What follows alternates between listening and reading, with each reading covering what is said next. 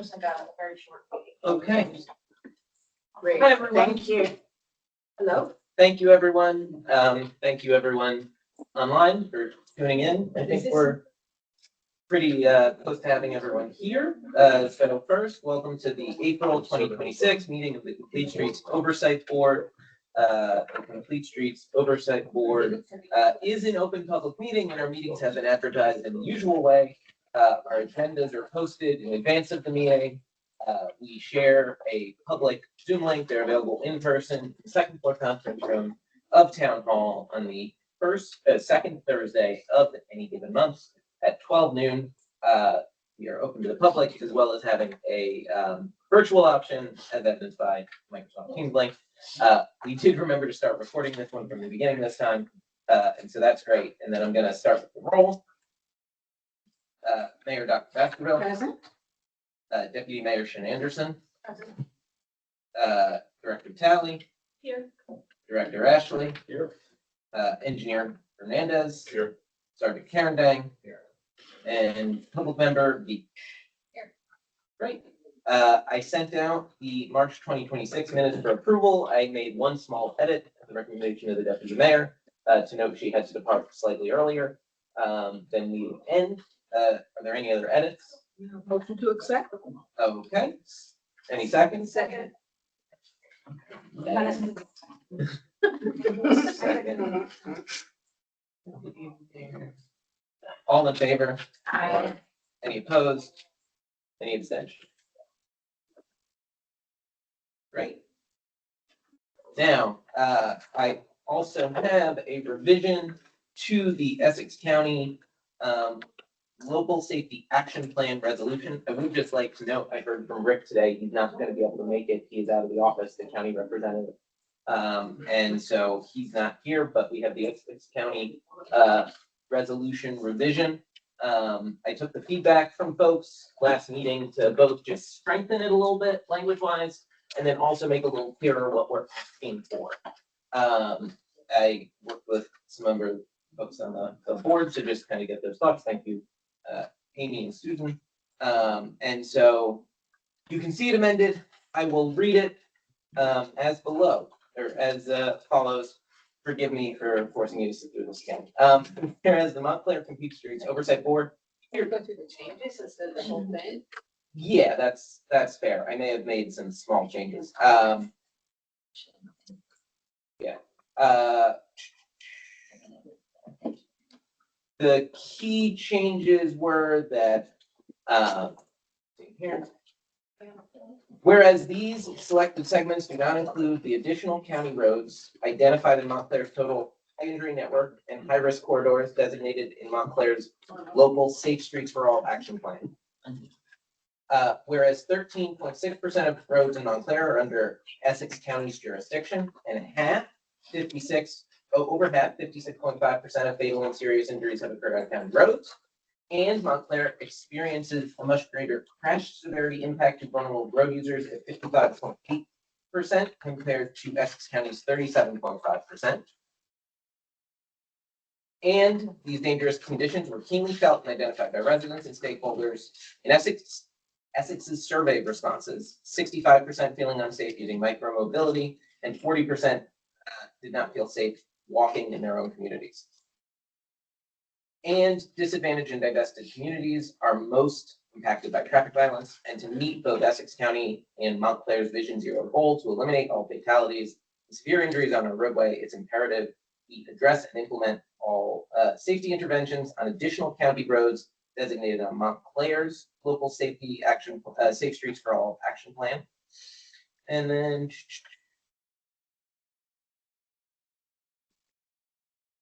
whereas the Essex County plan does little to, no, that was old. And additional road design is merited to calm traffic, increase pedestrian visibility, and reduce potential encounters to protect both pedestrians and micromobility users, who disproportionately represent 100% of Montclair's total fatalities and serious injuries in the plan's period study.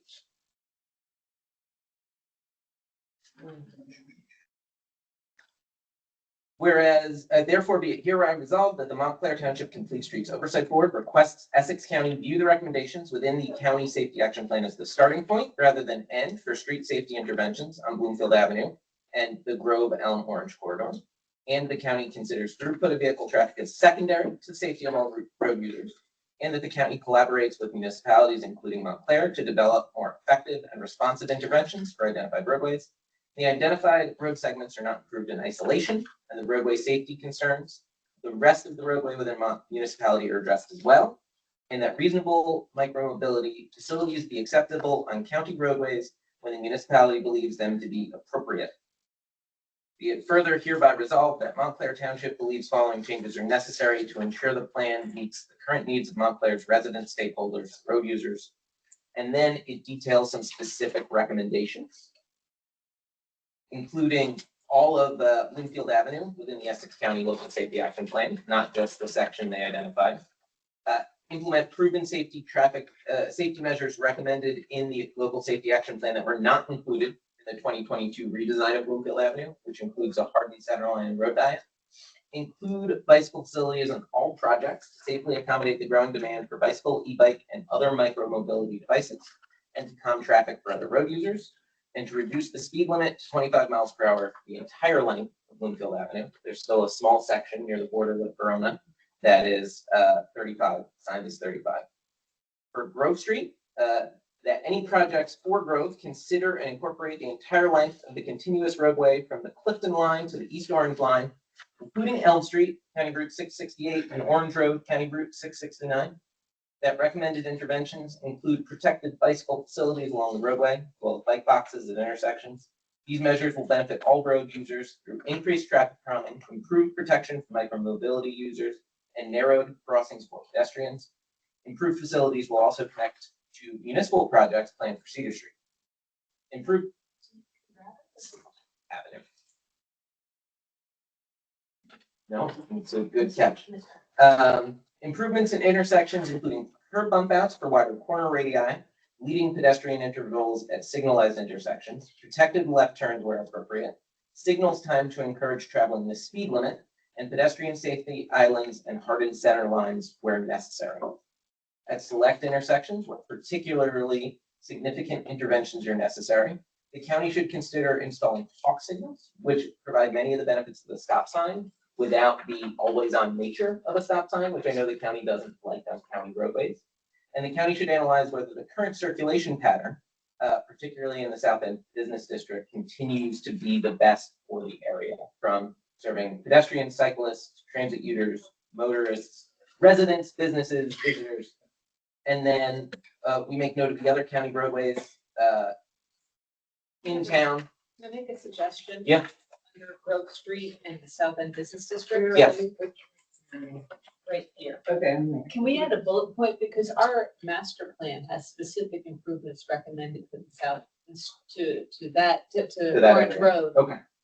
And we've tried for years to get county funding to make those improvements. So can we reference that under that bullet point? Certainly. Montclair hosts a number of other county roadways not highlighted, and that such roadways may not be identified on the Essex County Plan. They're among the most dangerous and high risk within Montclair, and identified as such on our safety action plans, high risk and high injury network. Accordingly, we believe vital safety improvements should be made to these roadways, and we look forward to cooperating with the county, making our roadways safer for all road users. And be it further hereby resolved that Montclair Township is excited to work with Essex County to make Montclair streets safer and more welcoming to all, while ensuring our infrastructure is designed to meet the needs of Montclair and Essex County today and long into the future. I have a question, please. Sure. Mayor Talley. Now, I know regarding the, it's been an ongoing for years battle between people that don't use South End business districts and those that live there. And the plan seems to be able to change that to two-way. And every time we have large community inputs, the residents and neighbors that actually utilize that say definitely not. They think it would be, horrific and whatever. So I want to know now, what is it that we're highlighting to the county? Because if it's for them to change that to two-way, I think we're still at the point of community, because this has been going on for so long. in my mind, that's because there is an ongoing battle. People that sit in buildings far away from the area, oh yeah, let's change it to two-way. And then the people that actually live there, take their kids in Michigan, whatever, live in the area, come in, they're like, no way, leave it here. This is traffic calming and at its best. We don't need to change the traffic. If I can respond to that, Yeah, you can as soon as I finish. Now I'm finished. Now it's your turn. the master plan does not call for making that two-way. It calls for traffic calming, it calls for widening the sidewalks. It's something we've been trying to do for years. Yeah. But because it's a county road, We we couldn't can't. get any money. Okay, couldn't I was get the just money. checking because I know, and you know what that is every time. And the other thing that I wanted to say is, do we need to add Dodge Street Orange Road corridor, or is that going to be included? Because in terms of anything going on in Orange Road, the most recorded accidents and near misses that we have are always at that turn just past the cemetery where Orange Road turns into Orange and Dodge Street. So I see, what you have here, and I thank you for including it. But do you think that that is going to be understood, just like we have the Grove Elm Orange corridor? I don't know whether we need to make sure that they know that we want, that whole Dodge Street Orange Road corridor. And I think that will become even more important as we talk about bike paths, right? Yeah. Because we've had a vision, and by we, I just mean like over the many years where we've had community meetings, they haven't put those of us that have been really excited to try to find out bike paths. We've been trying very, very hard to make sure that that area is included. Sorry. Oh, no worries. I know we have to have it. Okay, thanks. So we've been trying to make sure that, people understand why that area is so important, because all of the, near neighbors from Newark, Orange, East Orange, Glen Ridge, or whatever, who are working in our stores that come on their bikes in the morning. And so we want to make sure that that is very much included when we start doing the different bike paths and things. So I just want to make sure that they understand, all of that. So the reason I didn't include Dodge Street is because it's not in Montclair. Right. And so I think any requests or asks for Dodge Street would have to come from East Orange, because it's the roadway in there. Sure, That's it's Orange, but yeah. Orange, sorry. Okay, so we couldn't let them know like the corridor, even though, they know that it's orange, we know that it's. Yeah. Orange. But the light, for example, when they come up and they walk through with us, we always start at that traffic light, because the signals people are telling us are misleading, just in terms of Glen Ridge, Montclair, Sure. and that type of thing. But I guess we can just figure it out when we go there. I just want to make sure as we do things here that we're stretching it all the way out. We're not starting at the Grove Elm Orange. And I see over here, we've included the East Orange line that would be, I guess, down there. But it's all good as long as we're all, just remembering the whole stretch of this is very, very important to what I hope will be, full extension. Like, remember when we were working on the bike paths from there all the way up to Montclair State? We want to have something that includes everybody and doesn't leave out the southern border. Of course. And that was the whole goal of making sure it included the entire stretch of those 3 county roadways. And I do identify them I saw that. by number to make sure that the county, because the county does think about its roadways differently than the township thinks about the county roadways within the township, because they are by necessity, right, thinking of a broader network, and they're not thinking just about Montclair. Right. And so I would imagine any interventions they take for the section of Orange in Montclair near the border would have some thought given to what's going on across the border. But unfortunately, the Oversight Board's responsibility kind of ends at the township line in like a very literal sense. Especially now that we're not going to have a Montclair seat in the commission, we really have to become, more aggressive to advocate for the things that we need, on the commission level and above. Sure. We've been really spoiled for many years having a Commissioner Gill. It breaks my heart that we don't have him there. Yeah, of course. Where would the disadvantaged and disinvested communities? I can pull up the map that we had generated for the local safety action plan, but I don't have it off the top of my head. In Montclair? Yeah, the local safety action plan has highlighted those areas that would qualify. We also have it on this map. Yeah, there you go. So, Which ones can you just? The the pale blue.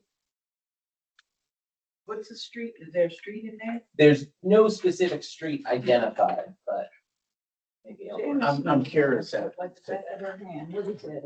I can't, it depends on the funding source. Okay.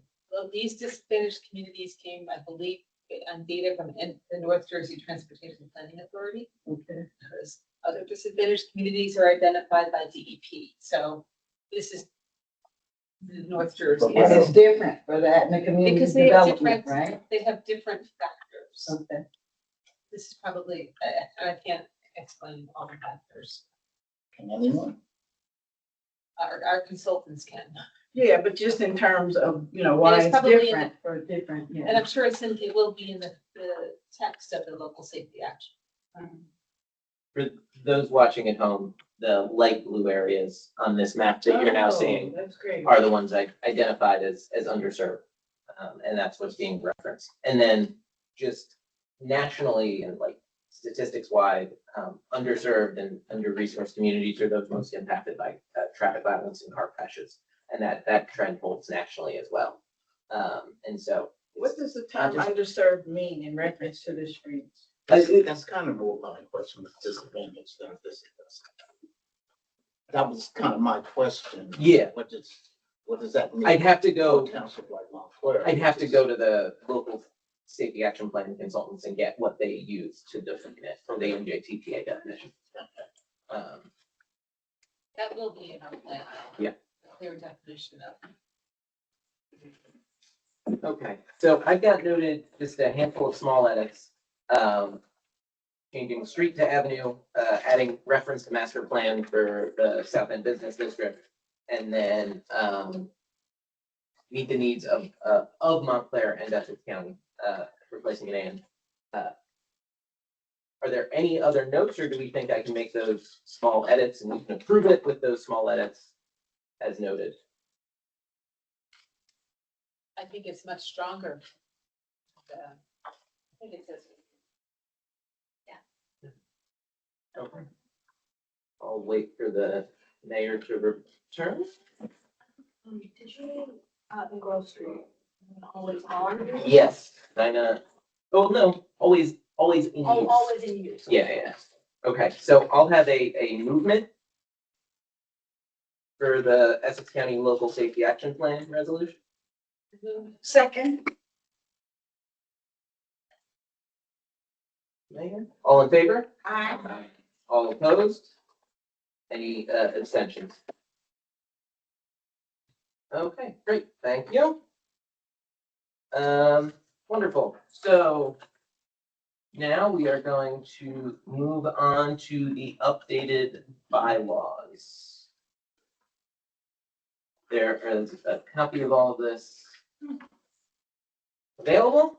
The updated bylaws were in reference to some board concerns around the committees. And so I cleared up the language around there, specifically established freestanding committees that were discussed previously: policy, project development, analysis and review, community engagement, and then just established basically some membership criteria. It was an effort to balance broad reach with making sure folks are committed and involved, right? Committee's only as good as the folks who stay there week after week. And so all we're asking for is folks to submit a letter of intent basically to the chair of the board saying they want to join a committee and any other relevant background information, right? So, I've been involved in street safety. I'm an engineer by trade. I'm an architect. I'm a concerned citizen, whatever it may be. And then that'll be reviewed and all will go well. And then to remain in good standing, you have to attend at least 2/3 of the meetings of the committee, going back a year, or if you are you're less than a year on the committee, the prior 12 months, it would be the meeting since that entry. So if there's been 2 meetings and you've been to both in the 6 months you've been on the board, you're all well and good. And the idea behind that was to just make sure folks stay committed. And I have a question on 1:4-2, please, can you just explain to me what that means? Yeah, so rather than have the chair be required to be a member of the Complete Streets Oversight Board, right? There's only so many of us, we only have so much capacity. We're happy to have the chair be a member of the public. That being said, we do want a member of the board to be the one to interface between the board itself and the committee. And so the members of the board have the ability to put things on the agenda and kind of bring things up for a discussion that a member of the public, they have obviously public comment, but putting things on the agenda is something the board can do with greater ease. And so by having a board representative be that in between, it allows us to have a chair who's not a member of the board, which allows us to spread that workload, but also making sure that each committee has a means of getting something on the agenda if they feel it's important. Okay, well, that's great, thank you. I just wasn't sure because if there were, say, 2 or more members from the body, the board, Yeah, and they would just vote on one person from that group to. right. Okay. To be the interface. Okay, thank you. Of course. And just to clarify, there's no in one colon, for that board, no limit, I think we said no limit on the number of. The people that can be on the committee, On the, Yeah. yeah, there's no limit, and we like that idea. I think in a situation like this, I'd rather more people than not enough. And so setting a cap, if I've got 12 people who are super excited to be working on analysis and review, like sign them up. I'm happy to have more as more. You can manage that. Yeah, I can, I okay. think with just that being said, it might naturally not be a big number because Yeah. of the requirements, but you have to be an active participant, Yeah, you know, of these work. The problem is, maybe, then you have to have a quorum when you meet. Yeah. right, And if you have 12 people, what's the quorum? right. so, That's the problem. so, I have that noted. Committee shall generally operate by consensus, though when votes are taken, a simple majority of members in good standing present. So the operating number is members of good standing present at the meeting. And so it doesn't require a quorum. So if you have 2 members.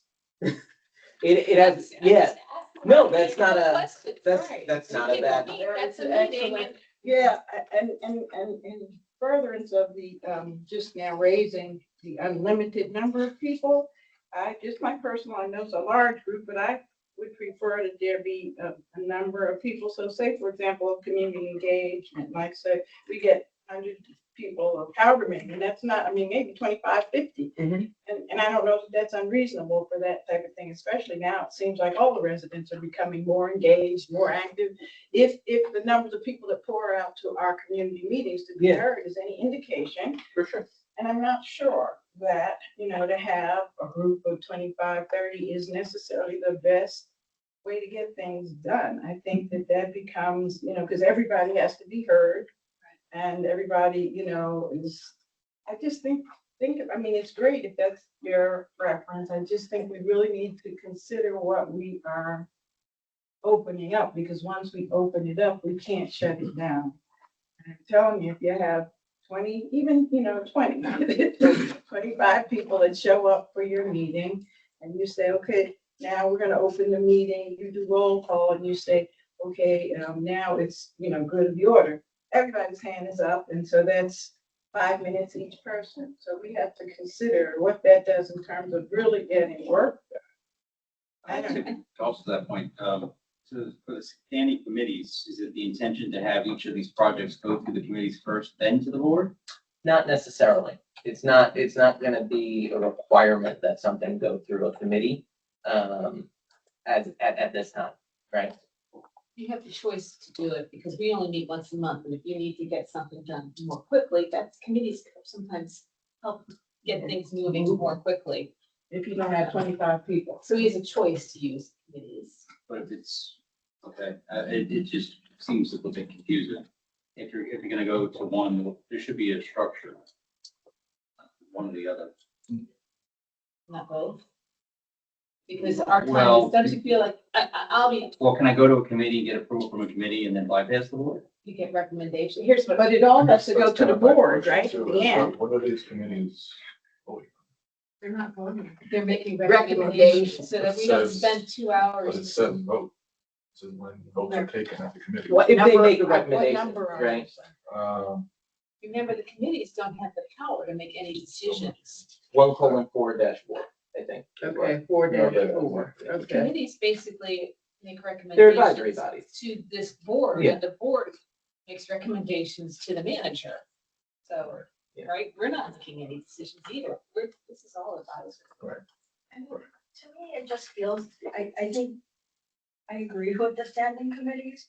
To me, it's like largely you don't have staff, so, and there's only one of you. Right. So, I mean, if like, for example, there's a policy or project that needs to be reviewed between me, if there's something that needs to be looked at or developed before our meeting, which is that's an example of something Right. that could be going to the policy. It gets I don't think filtered. that's great. I don't think we should have any more people than we have room for tables around this chair.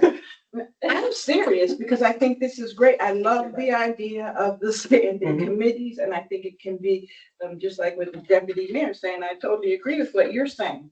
But I'm just saying, I just think that, I mean, maybe we start out with unlimited and see where it goes, but I wouldn't cap it at 12. I just think it's like, wow. I have a the Wild suggestion. West. Because I agree, I mean, I think community engagement is important for us. Yes, it is, very And that's important. different from the committees. Right. And maybe we should separate the engagement, and I Right. don't know if that's in the bylaws, Mhm. any community engagement efforts That's- versus the committees, because the committees is really trying to, the way Yeah. I see it, Yeah. build on the expertise of the Mhm. people at this table and maybe some people outside to filter some of these items that come before the board that Right, Make especially our like meetings here policy more- and analysis. make our those meetings things more you gotta- efficient. Right, Mhm. yes, that's a good way. But- Yeah, And I agree, engagement's important, so maybe Very that could be a important. separate part of the bylaws where we, how do we engage with the greater community? Is that in here? The community engagement committee is the mechanism by which that's, Okay, and so, yeah, that's where that came in. so that's where the engagement committee but would, they can't tell the analysis group and the policy group. They can, but I don't think that they should be telling the policy group and the analysis and review group how they're gonna engage. I think everybody should be engaging with the community, right? Sure, Say I'm in, take policy and project, right? yeah, To me, we're gonna be doing the grind, we're gonna have a Rubaki on the team, whatever, people that really get to the meat of it. yeah. Yes, we want to have many people, 12 maybe, to come together to do that, but then we also are going to do community engagement. We might want to do something down in the chambers, we might want to do something on TV 34. And I just don't understand why then the community engagement committee is going to tell the other groups that have, work and stuff to do too, how to engage with the community. And that I think should be separate. Yeah. All right, help me out here. I'm just, my understanding of the community, so I don't think any of these subcommittees would be operating independently of this board.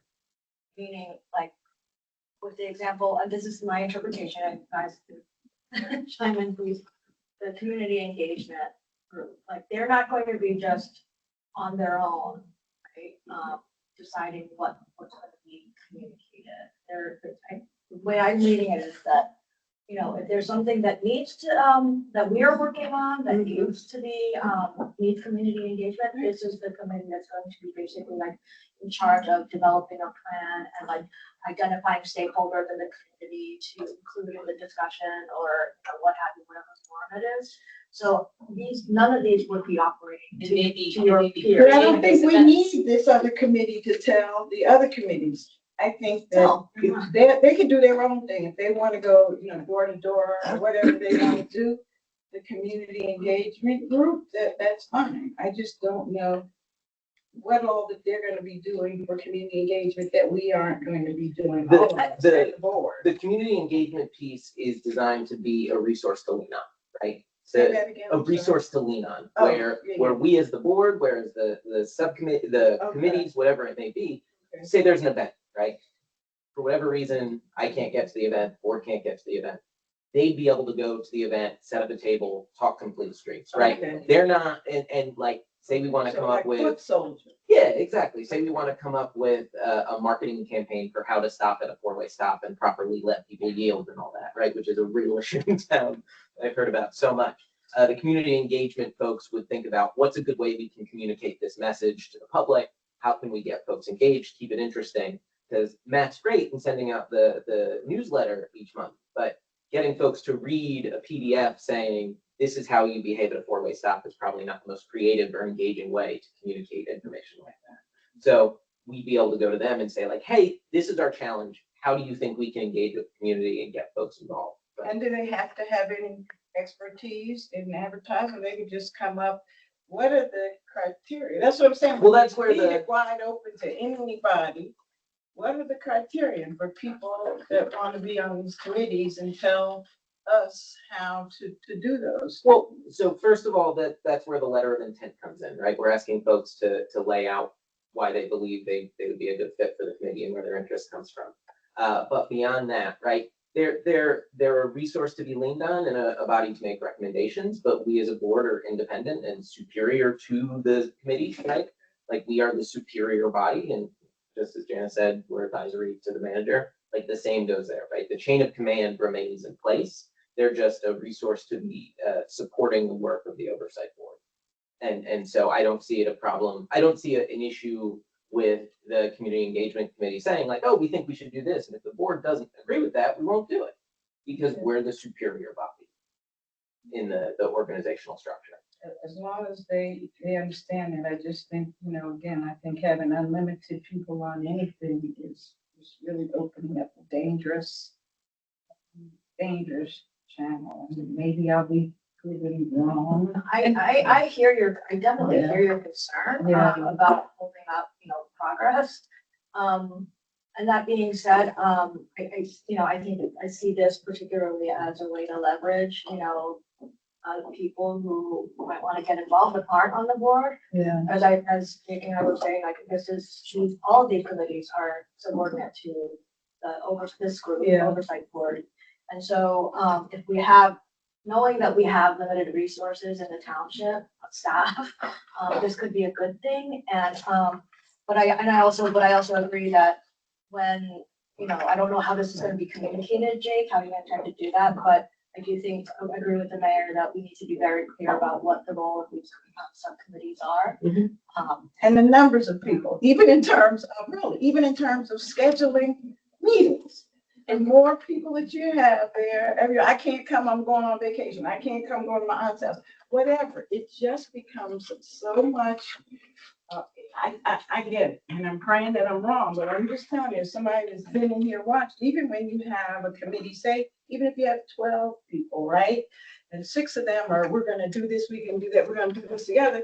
Then the more people you have, and the more people at 1 and 2 on the end, well, no, so-and-so, or, well, I wasn't there, so you have to go back over. We just have to really think this through, because I think this is a great opportunity to have community input. I think what you've done here is incredible. And I just always shy away from, everybody comes. So- Because we can't even get a meeting of, full body a lot of times. Right. And then people will say, well, you didn't want me there or whatever. People will take it very personally. And if, say, 6 of the people on the committee are moving and they're all able to meet, we're going to meet on a Saturday because that's when we can, oh, now you guys don't want me at the meeting. It's a very dangerous road when you don't limit a number. It's very dangerous. Understood, Mayor. So I'm gonna make this suggestion, and that we'll add a clause under 1:4, it'd be 1:probably 1:4-5, and it'll essentially say additional rules and regulations of the committees may be adopted by the chair and may be overruled by the full board. And so we can pass these bylaws, and then we can add further regulations. And if the board is like, these are not appropriate, you can overrule and say, this is not appropriate, we want something different. But that allows us to pass these bylaws, get them on the books, which I know the clerk would be happy about too, and continue this. No, Going that's forward. great. And any way you look at it, I want everybody to consider this because we all know how this works. Okay, yeah, that's great. So did we move to accept these yet? Yeah, before you move on from Sure. committees, Janice gave an example, and you may want to think about when it comes to the committees, that to convene a meeting, You need a minimum there's size. an X amount, minimum odd numbers. Yep. If the majority is voted. Sure. So you might want to think about Yeah, I got that noted down. Maybe Thank you, like, John. maybe like a minimum of 4. that. If you want an odd So it's not number, 2, it's gonna be a or majority. 5, 3 or 4. Whatever it is, you need an odd number. Yeah. Of course. Okay. And I So, like the fact that you have in here that they can't miss X number of meetings. right, And so, if somebody's sick or whatever, fine, but if people are planning their vacations and they think that that's okay, then that should all be included here. So that does give, an opportunity for the people that just want to put on something that they were on a committee and then, not show or the whole thing up. okay. So I will move Second. it. Acceptance of bylaws with the edits I mentioned. We've got,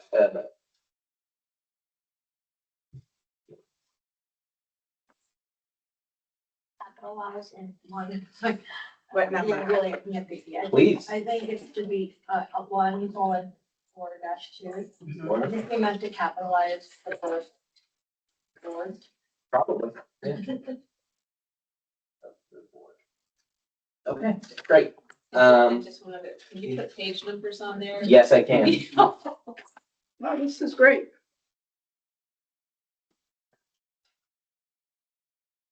All in favor? Aye. Any opposed? Abstentions? Okay. Thank you. Old business, public member seat sitting open. Friendly reminder. C, urban SPK renewal, we talked about it last meeting. That's gonna be going forward once we've got a contract set up.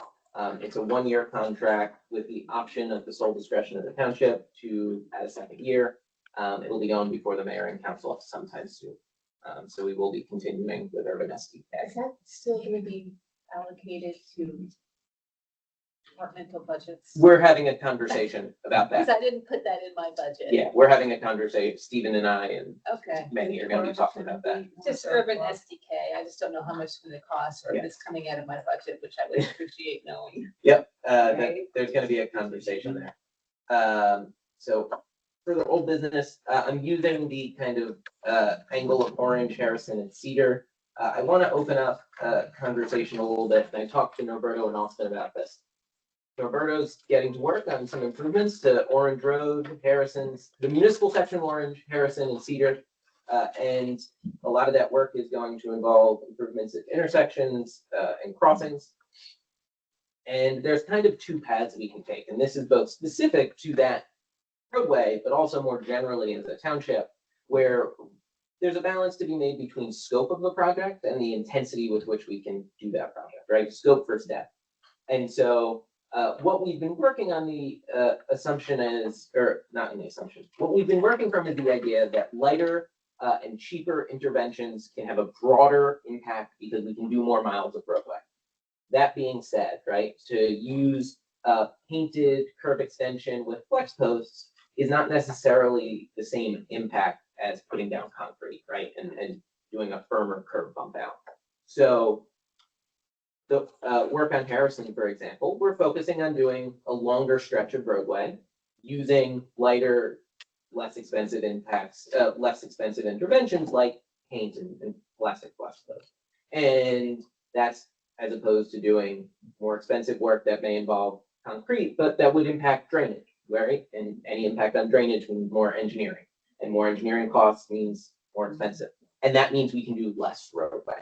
And so I want to make sure it's the consensus of the board that that's the way we'd rather do it, where we can do more miles of interventions, even if they're not necessarily quite the same level of intensity. Because that's kind of the trade-off we're making right now, and I want to make sure that's a consensus that we feel comfortable with.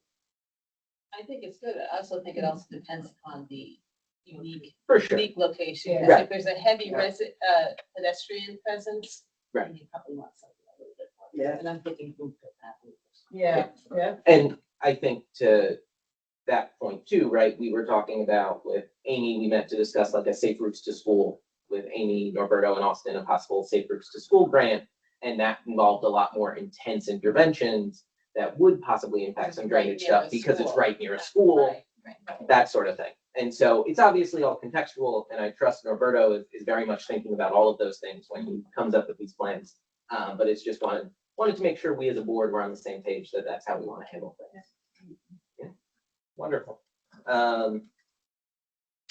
And then the Safe Streets for All Local Safety Action Plan update. So there were two things we discussed at our last meeting. Let me pull up screen. So I spoke to the Local Safety Action Plan consultants about our requests, and they had some responses. And I'll be candid, it's not my favorite things to hear. There have been some challenges as part of the Local Safety Action Plan, and we're working through them. So we had discussed asking them about including county projects on our recommendations, right, and suggestions for that. And they essentially said that the time for that to happen has passed, and that the opportunity to do so has passed. They have the baseline data, and if we want to find a way to analyze the data ourselves, they're happy to have us do that. We can't make any recommendations, because we talked about including recommendations on county roads. Yep. Our supplemental plan, and they said that we can't do that. They said that they can no longer do the data analysis, that the budget is spent. And this all goes back to a frustration we have had around the budget and how things have been structured. A little inflexible, I'm sorry, they're a little inflexible. Yes, and the fact that they didn't anticipate NEPA requirements, And the it was environmental clearly in planning, there. yeah, that they didn't anticipate those environmental reviews meant that our project gets scoped down, and it's been a point of frustration.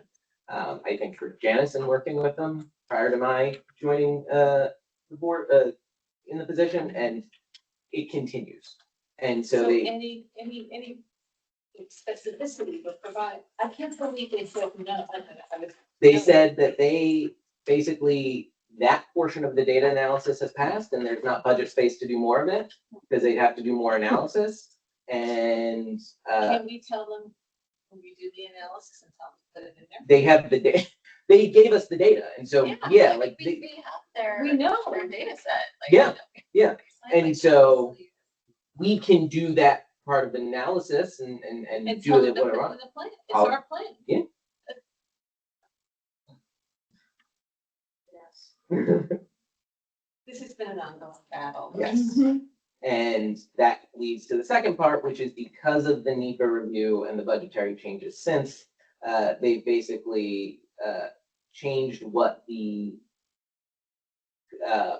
budget allows for. And so they will no longer be providing the Complete Streets conceptual network design. I thought we said that, we said that we wanted that in there. And then we'll give up some of the other stuff that's not so important. It's a situation where they basically, the scale is not the same. And so cutting a walk audit, right, is not going to make up for the amount of time they were putting in the Complete Streets. We could get rid of them entirely. Yeah. And so it doesn't seem that, No, 100%. Because I think it's really important. Yeah. I'm sorry, that we I get this agree. conceptual plan. That's the whole purpose of it. yeah. And they I'm putting you in a hard position. know it's you're frustrating. 100% right. And they seem to have signed up to do a conceptual plan and then don't actually know what they signed up to do. Because in talking to them about it, I was like, can you give me an example of what this is, right? Like what we're missing out on before I make a decision as to whether this is acceptable to us or not, right? And they were basically like, well, we're not exactly sure what it is. Wow. And so, like, I was just kind of dumbfounded because I'm like, well, what's, So I guess, were you ever planning to do it? the question, what are we getting? Right. We're getting an enhanced version of our Complete Streets implementation. plan. Is it Looked enhanced at though? that. It's got some pretty Well, I feel like we definitely saved costs with the outreach because the survey was done with the Essex counties. and our That's a grant is the significant- same amount as the entire county grant. Yeah. So for them to say, that there's Right. no budget left, when our budget's the same as the Wow. county, and Isn't they've that already something? done the It's- analysis. it's- Isn't that something? I think it's a really black eye on the on the reasonableness of the consultant. Yeah. So, It's been a frustrating experience. And so, Where's the equity, right? Is there something that said what exactly they were supposed to be doing? yes, yeah, it was on, and they're complaining about the need for review, which was Yes. always part of it. But they thought that they it could would be a scope on it. smooth process. Mhm. And probably there were some, there were some changes at the federal government. They might have changed the process to get the approval of these demonstration projects. Yeah. But quite honestly, it really wasn't that big of a lift. And, I just got today the NEPA documents they submitted, so Does it look like it was a huge lift to prepare? not for people who do it all the So that's no Um, problem. Yeah, Is something that we can appeal to DOT or the? It's our contract with them.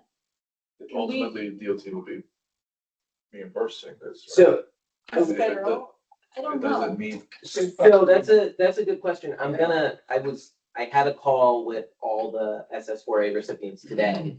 And I expressed some of this frustration on that call that, we were having some challenges. And Ricky Clark, who's the person who is our rep essentially at the federal government, did say we should talk in a separate conversation. Okay, And so I'll bring it up to them and say like, look, we're At a minimum, having some real we challenges should here. pay their bills. Yeah. Because I don't know. Let's have a conversation. So we've been paying their bills because we then draw down to Yeah. from the grant. Absolutely. But we're running into a roadblock. Yeah. Where they're being very inflexible. This conceptual is really important. That's the most It important is, part it's the of it. most We're important willing to part of give them some anything of the that other we're things. doing If that's, here. yeah, I mean, Right. at a minimum, we And they're need not- to address. And they say no. Oh, I'm like, And Maybe with Mr. Clark, when you speak, maybe, what I'm saying, maybe there is some room. yeah, Feel. Yeah. I think that's a good idea. And so I've noted that down. And so that's where we are with that. The other part that they were changing was going from, so as part of the demo projects, we're getting near miss analysis. They had originally budgeted for 5 near miss cameras, and they're cutting that down to 3. They think that'll still be more than enough to gather the necessary data. But that's the other budgetary change that was made. And Is it- all of this is Is it visible. important to have the near miss analysis as part of that, or can we eliminate that and get the conceptual plan? So this is where I don't know. like the other near miss analysis was gonna be done at the unsignalized intersection. So they have it at the signalized right here, North Fullerton and Claremont, and they were gonna do more at the unsignalized down at Cedar and High. When I mentioned like, well, can you move the cameras around so we can still do both, whatever it is, they added the thing of, well, doing the near miss at the unsignalized is tough too, because the cameras aren't gonna be high enough, and so you have to do special installations, and like, there's always a reason why Okay. a change is not doable. Mm. And like, it's not necessarily unreasonable that it's a lot harder to install near miss cameras properly at an intersection without a traffic signal, which is gonna be the right height. Like, that's not unreasonable, but it's the continuing pattern of, how about this other shift? And we get well, this isn't possible because, right? And so that's kind of the pattern that we've been dealing with. I think the conceptual street network, I think, is the biggest cost we're paying. And, I think getting rid of the near miss would be difficult because the demo projects are designed to have this data gathering that we can then use going forward, and eliminating a big part of that data gathering, I think would be Yeah. a challenge. So that's why if you can, I haven't looked at the budget. Did Yeah. they give us a budget estimate for the conceptual plan? A budget breakdown? And can we move money around? This is what let's Yeah. look at the budget and move money around and say, we don't want this, we need this. I know, when I mentioned, so in talking to them, I discussed like this complete streets network design, like how compatible is it with an Essex County approved bike plan, which is something the county we discussed once for county roads. And they basically said, not at all, that would be a $300,000 project. So I know the conceptual network is worth less than $300,000. But Well, that's the total all, budget's only $450. right, And so that's all I've got on budgetary. I can check the budget breakdown and see what can be moved around, but that's where it like currently stands. I think we have When we were discussing detailed the budget. unsignalized Yes. section, Yes, was the usage of the firehouse ever discussed?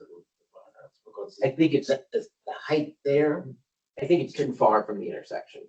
Because it's Cedar and High, not Oh, Cedar and Cedar. Harrison. Yeah. I was thinking Harris. That's not a bad Down thought. where It's not the a old bad thought, but, telephone. How long are the cameras expected to be up? they need at least, I believe it's 80 hours of coverage. Why not the Michelin? I think it's gotta be right in the intersection, yes. They said for it to be statistically reliable, they need at least 80 hours. So I Is that a lot? Little? Well, I mean, I don't know. And specific recordable hours, or is it just 80 straight? yeah, There could be nothing 3 there. o'clock in the Right. morning. Yeah. I think it's 80 Yeah. straight, and because a number of those hours are 3 o'clock in the morning, the 80 straight ensures they get enough usable hours. And the question is it a weekday versus a weekend, or Right. 80 hours is gonna cover at least both, right? you think? Yeah, because 48 hours is 2 days, and so you'll have between 80 at least Okay. some coverage. Can you request the days that? Yeah, well, so they're tied to the demo projects, and so the demo projects, because when they are, right, like one of them is in front of a school, and so it's definitely gonna be on a school day. One of them is specifically timed to coordinate with the bike bus, which is also on a school day. And then the only one that's not school connected is Claremont and North Fullerton, and we'd actually discussed, and I think this is reasonable, trying to do that one on a weekend, because it has a lot of weekend pedestrian traffic at this intersection that doesn't necessarily correspond with the school day. So, I was just going to ask, will they also do recording before the demonstration project to compare the two, like to see the impact of the demonstration project? I believe they had already done some of that as part of the development of the high risk and high injury networks, no? Not Did they have No, to put in, okay. now that would be easy just to put the strips down to get the traffic and Yeah. the speed. Yeah. We have urban SDK too. Yeah. Essentially, what? as a But that's a service, different isn't it? data What did you say source. they had? This is. Urban SDK. Oh, First okay, meeting. thanks. Urban Yeah, yeah. SDK is it's based on what, cell phone data? No, so it's actually, I reached out to them about this. It's something in cars itself. It's all anonymized, but like physical cars itself, So- that data is being pulled. It's not Okay. cell phones. So we don't need strips to, whatever you That's call a it, traffic traffic strip, do a traffic count, SDK. Well, that's not gonna give you, that's not capturing 100% of the traffic. Yeah. 40, maybe. Oh, really? Because there's some old Possible, vehicles, so some that don't so this have is- that. isn't it, aren't they putting the traffic strips down to do the counts around? I believe there was additional now. The analysis being done is not just near miss analysis. They're doing other analysis as part of the safety Okay, I'm just the trying, demo I'm project. just trying to get an idea of Yeah. the costs. The budgets. What constitutes a near miss? The exact definition, I don't have the exact definition off the top of my head, but I believe they're able to use the imagery to show when something almost happens, right? The car gets very And close if to a nothing pedestrian. happens, I Two guess. cars get, yeah. They showed me a video that showed an intersection where people walked and Anything biked, and short you can of see where critical. cars like did a rolling Right. stop, which creates a near miss analysis. That's the You could use that example. radar and laser to get the object and how fast they are, how close they are Yeah. to each other, something like that. Wow. Is that part of it? That's what I remember hearing about, the near miss cameras. I didn't know how they work. And basically you watch the video, and I guess it's just recording Yeah. from the video that there was a near miss. We've used these count systems in the past, not so much for near misses, but like gather traffic count data and turn it into data. It records it, it gets the data for you, it gives you, it can also give you the raw data, so you can always look back. It's generally Maybe that's- not We have that that. expensive. Yeah, it's, The police department had those boxes that we use before we started using Urban SDK. Okay. It's a little more time intensive where you gotta post them up, keep them up for 2 weeks, and then we would take them down and we would download all the data. Do you still do that? We've been using SDK for a lot of the stuff. You're saying Urban SDK doesn't give you 100%. 100%, but gives you good. Yeah, Good You enough. do implementation, I think it does some kind of like calculation, interpolation. Yeah. So if you wanna Like, get traffic, and this is, if you wanna get traffic volume, you know, on a roadway, is urban SDK? Yes, you could do that. There's a Yes. different They have a, module for that, yeah. Do we have that module? we do. Yes. Really good data then. Yeah, and then if there's always like a, you know, an area of concern, we could always definitely do the point, like in-depth independence studies So, to see. For instance, anything that goes by the railroad tracks, the train will actually throw the speed off. So we would put our boxes up there, we would like, say like watch out and park by the trestle. Yeah. The speed is always so weird there because you get the train or sometimes it's slowing down or, The vibration. yeah, it's just a Yeah. weird thing. So Yeah. we put the boxes up there if we need to. Good. Yeah. So I don't think we should, there should be a definition of what constitutes an EMS, and everybody's working from the same song sheet, and it eliminates the subject of an EMS.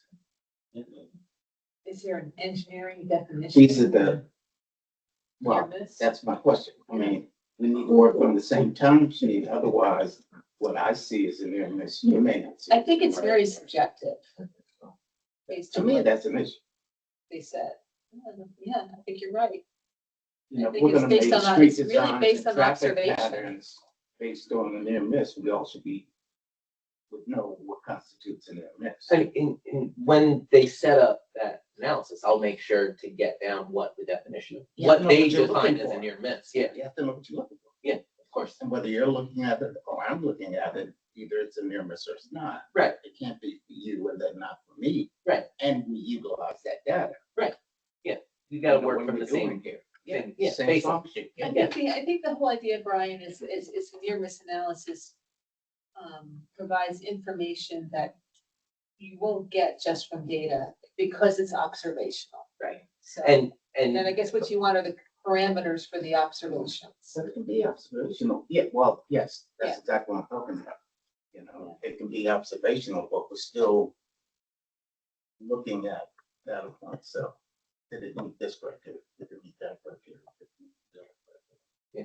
Because if I want a certain street design and traffic pattern here, I can look at something that maybe it's a near miss, but I'm gonna make it a near miss because at the end of the day, I want this traffic pattern here. Yeah. And that you want to eliminate. That's what I'm saying. You want some objectivity there. Yeah. As opposed to subjective. the, Because if you know what you're looking at, the desired outcome, Yeah. I can make it come. So maybe for the next meeting, we can just get from them a definition of how they define a near miss. Sure. So Yeah, that, that would so help. that a subjective measurement has objective parameters. Yeah, this is what I'll do. I'll ask them to come and present what their data collection is gonna look like. For that. I can give a desired outcome on any intersection. Then I will You work it out. gather an understanding of what their data collection is gonna look like, what the standards they're using, the metrics they're using, so I can report on that.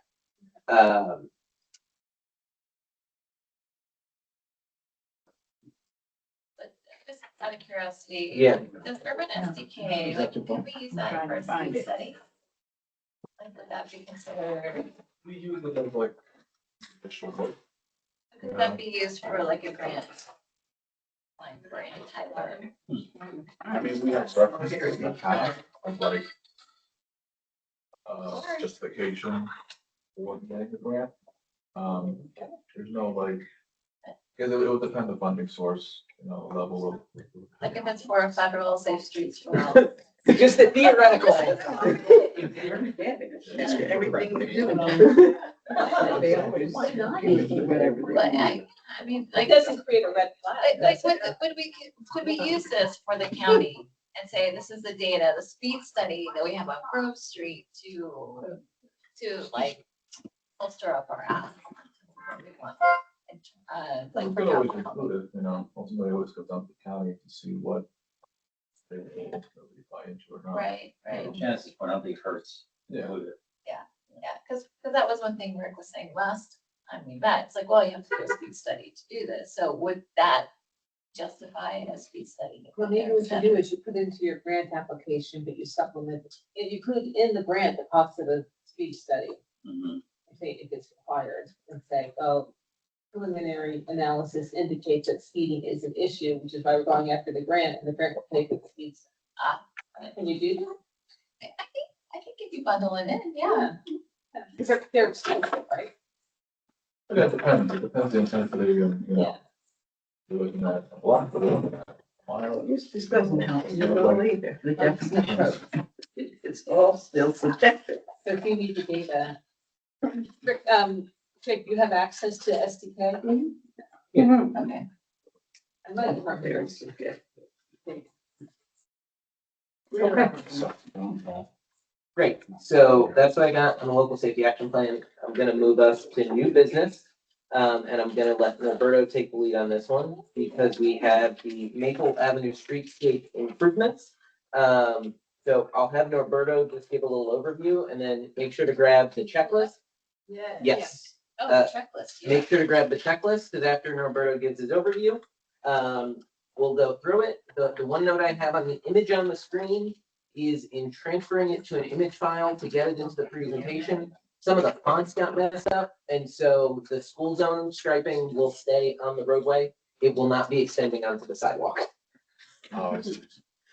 The paper copy is true to Norberto's design. So just quickly going through it, so some may already be aware, but for those who aren't, this is the Maple Avenue improvement project.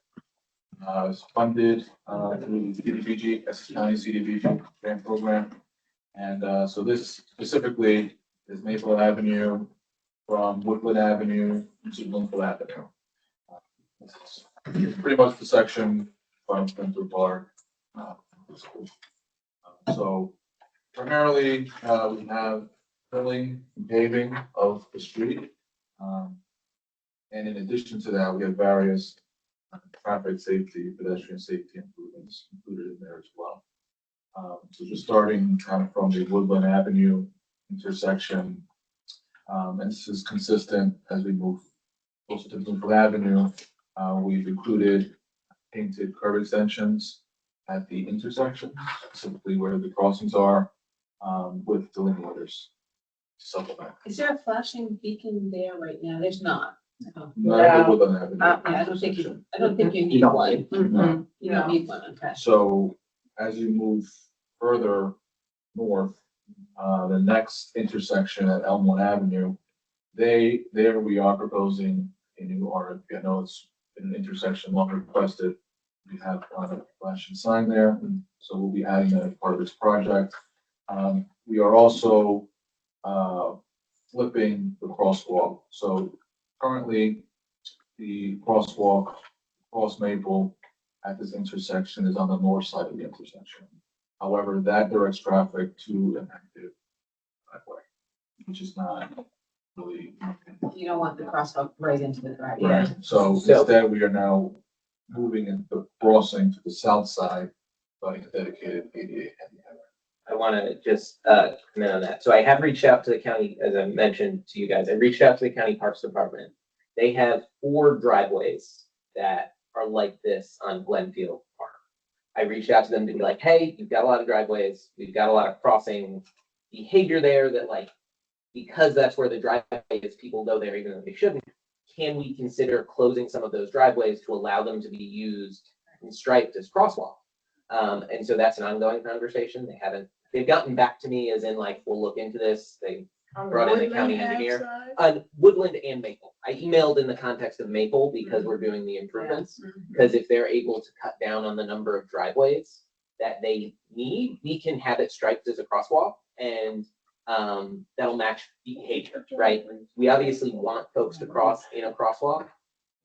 Sometimes when they see the opening to get into the park, they'll cross without that crosswalk. So, you're adding speed humps mid, right? Is that what that is? There's one there.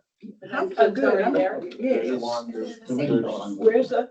Yeah, there Three is drives, one yes. there now. There's One on Maple. Yeah, there's a So mini three- over there now. There's But you know two, that. Yeah, yeah. So there's one currently Okay. installed. And you're gonna have 2 more.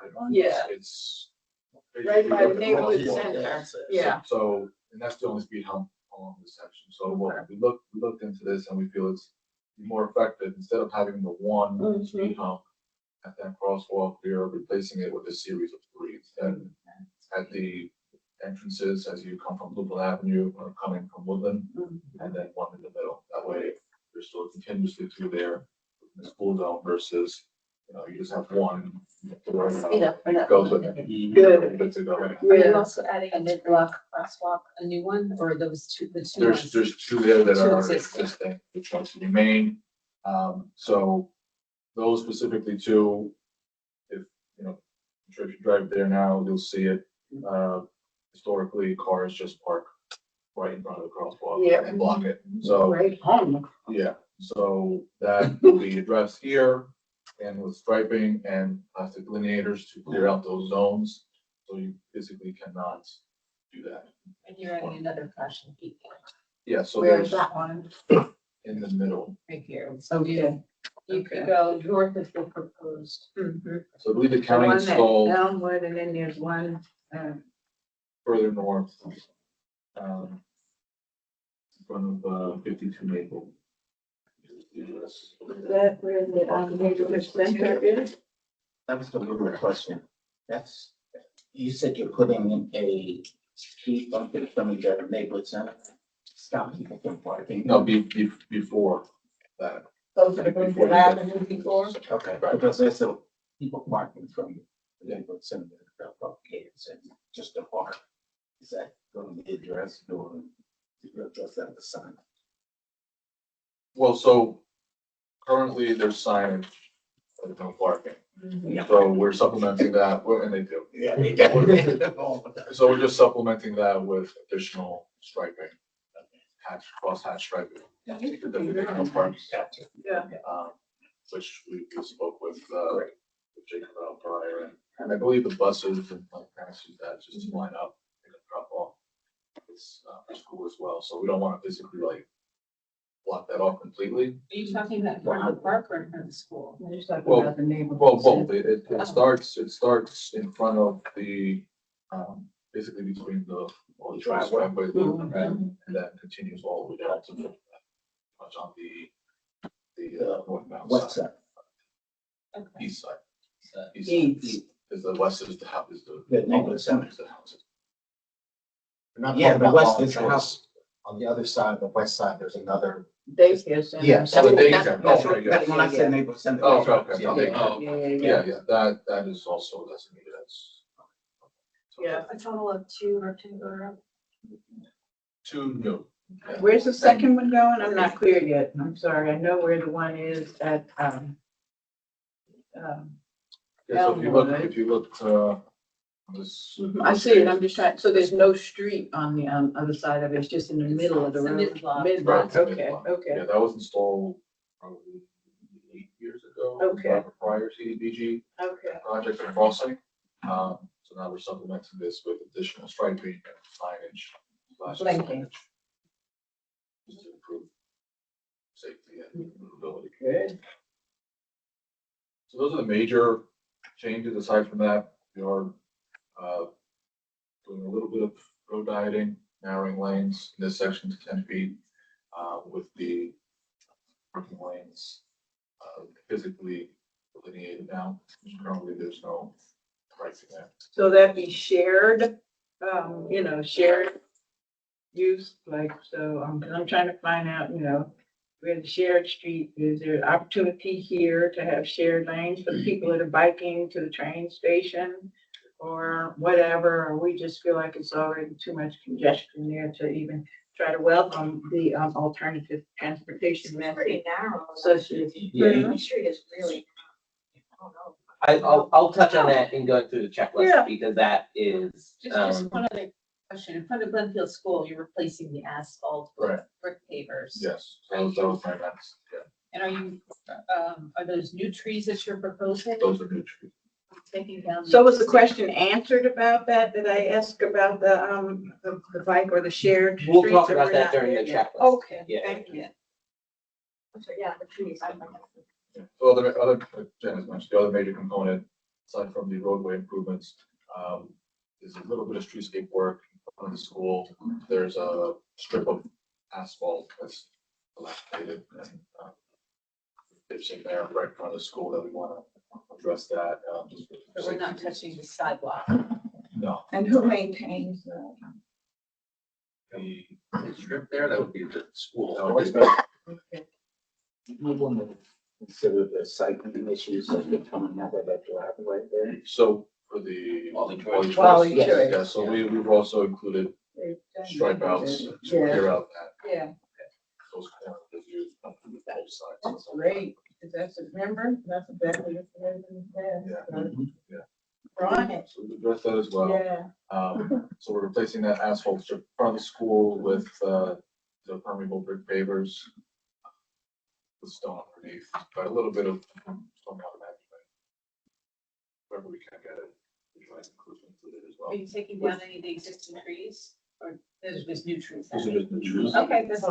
Please. How to ask the Please question. don't. And Norberto got the Please answer that we're only adding new trees. Please Love don't. it. Wanted to make sure I understood the plan. There's not a lot of.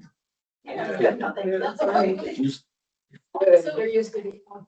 I do have one question. Do you have like flashing school zone signs there or any type of like signage? to let There's you just school schools, know? there's school zone with the speed limit sign there. Okay, They're not intended to be flashing. I mean, that's something. And anywhere else we can do. That's something we should look into. just like some additional like, Flashing during school hours or constant? oh, it's cool hours. Okay. Something like What it's would by it be? Rand, I'm not understanding. Renaissance.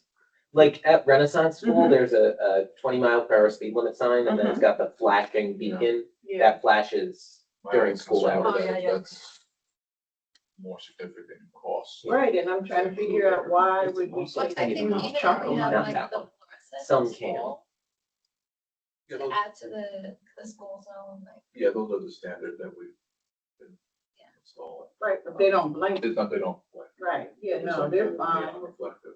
I think we gotta get the most bang we can for the buck, I think, you know, this was thought out and well, I don't want every street to have flashing lights, we have them at the Lincoln and Irving, there's more blinking all around there, you know, than you would want, it's lit up at night. And do you have a preliminary budget for this? As it sits here, it's approximately £400. That's how much we get all together, right? It's that much, if we go down about. CDBG is 200,000 Oh. for this, so we're using every bit of. So the the where's CDBG. the rest of it, from a grant? They kind of go paving budget. Oh, okay. this would be like part of the repaving program. Sorry, the CGBG. Yeah. Yep. Yeah, in Okay. essence, yeah. How much is in the capital paving budget for the year? For 2026, we have not set that yet. How much was in 25? 2.5 million, of which has been allocated, there's a roughly, We have about $1 million left. yeah, Once we. You can roll account that for on this yourself. yeah. Oh, project. that'd be great. Okay, looking good. Okay. That's, I mean, in a nutshell, the project. It has been no changing to parking as we know it now. No, any areas that are. striped Whatever as no is, parking is, okay, I just wanted to see, if Continue, nothing we're was not adding. changed, because you know, we're in an ongoing battle with a certain neighbor. Okay. Thank you, Norberto. We've got the checklist now. Checklists are on the thing. I've completed it to the extent. I have a couple of questions, Norberto. And so this is our first go with these. If you have any notes, thoughts, like share them. So we use the engineering checklist. The project is the Maple Avenue streetscape improvement and it's CDBG funded. The location, Maple Avenue, between Bloomfield and Woodland. The description is essentially improvements, including updated crossings, traffic calming, and rehabilitation of sidewalks. Do we want to put the capital paving slash Sure. over here so that we know that this is only Yeah, 200,000, so half of it's coming from there and half is coming from the capital. and as we were talking about it, I realized a good section to be had here would be like an estimated budget, right? Okay. A rough idea, so I'll be This adding is excellent, to the updated checklist. good work. team. And all of these are answered to the best of the ability at the time of the meeting, right? So we don't have a contractor yet, hasn't been bid out yet, and so we don't have a contractor name or contact information. And for the schedule, the engineering is ongoing, so.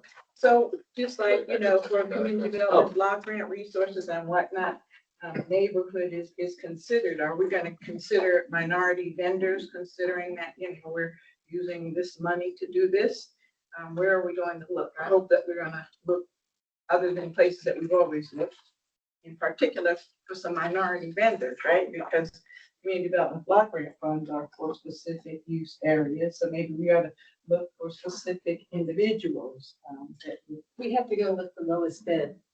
Yes, but they have to also comply with the CDBG federal. Federal, funding yeah. Correct. program requirements. So Good, that's So, part of that. good, excellent. That's what we're saying. There's, so the key thing is, you know, making Good sure point, it's thank you. advertising the Yeah, RF, advertising the bid. Okay, And excellent, ultimately, right. there's municipal, because of the inclusion program, so you have to adhere to other things. but Jake touched on time, so Yes. Janet mentioned for the meeting, this is CDBG funded and through their grant requirements, this needs to be completed by the end of the year, or like construction and reimbursement. Okay. Correct, for Janet. So So happy with where us. are we? We're in April. So right now, June, July, August, Now, September, October, you're gonna do November. milling and paving. Are you gonna do any curbing? very minimal there, just where we're doing the curb Just so we- ramps. Oh, just with the ramps. Just where we're doing the curbs, because they Okay. already had Belgian. No Belgian blocks. They already had Belgian blocks, so maybe a Mhm. couple. That's what I was saying. Yeah, Yeah, repair. repair. Into the point, The but repair piece. very minimal. Okay. But realistically, for the project, because we're right in front of the school, we need to get this done during the summer. Yeah. So, presumably, if this is, going to move forward, the board in favor of proceeding, then, let's get this out to bid, within the next month, awarded in June, the construction can commence in July, by August. So you know, we need a pre-construction project, Yes. kickoff meeting for the county. Yes. And when you're finalized the plan, send it to me and I'll send it. And the bid document. Yeah, then we can do, a ribbon cutting. Yeah, I'll get you the big sign. You know it, you know it, yeah, stand there with the sign. I have the sign on the wall, just tell me when we're ready, we'll come out and dance. Stand there and hold it. Oh, Hold the Okay. check. so great, cover that front page, onto the first item of the checklist. It asks whether there are bike facilities, and the answer is no, there's no specific bicycle facilities in this plan.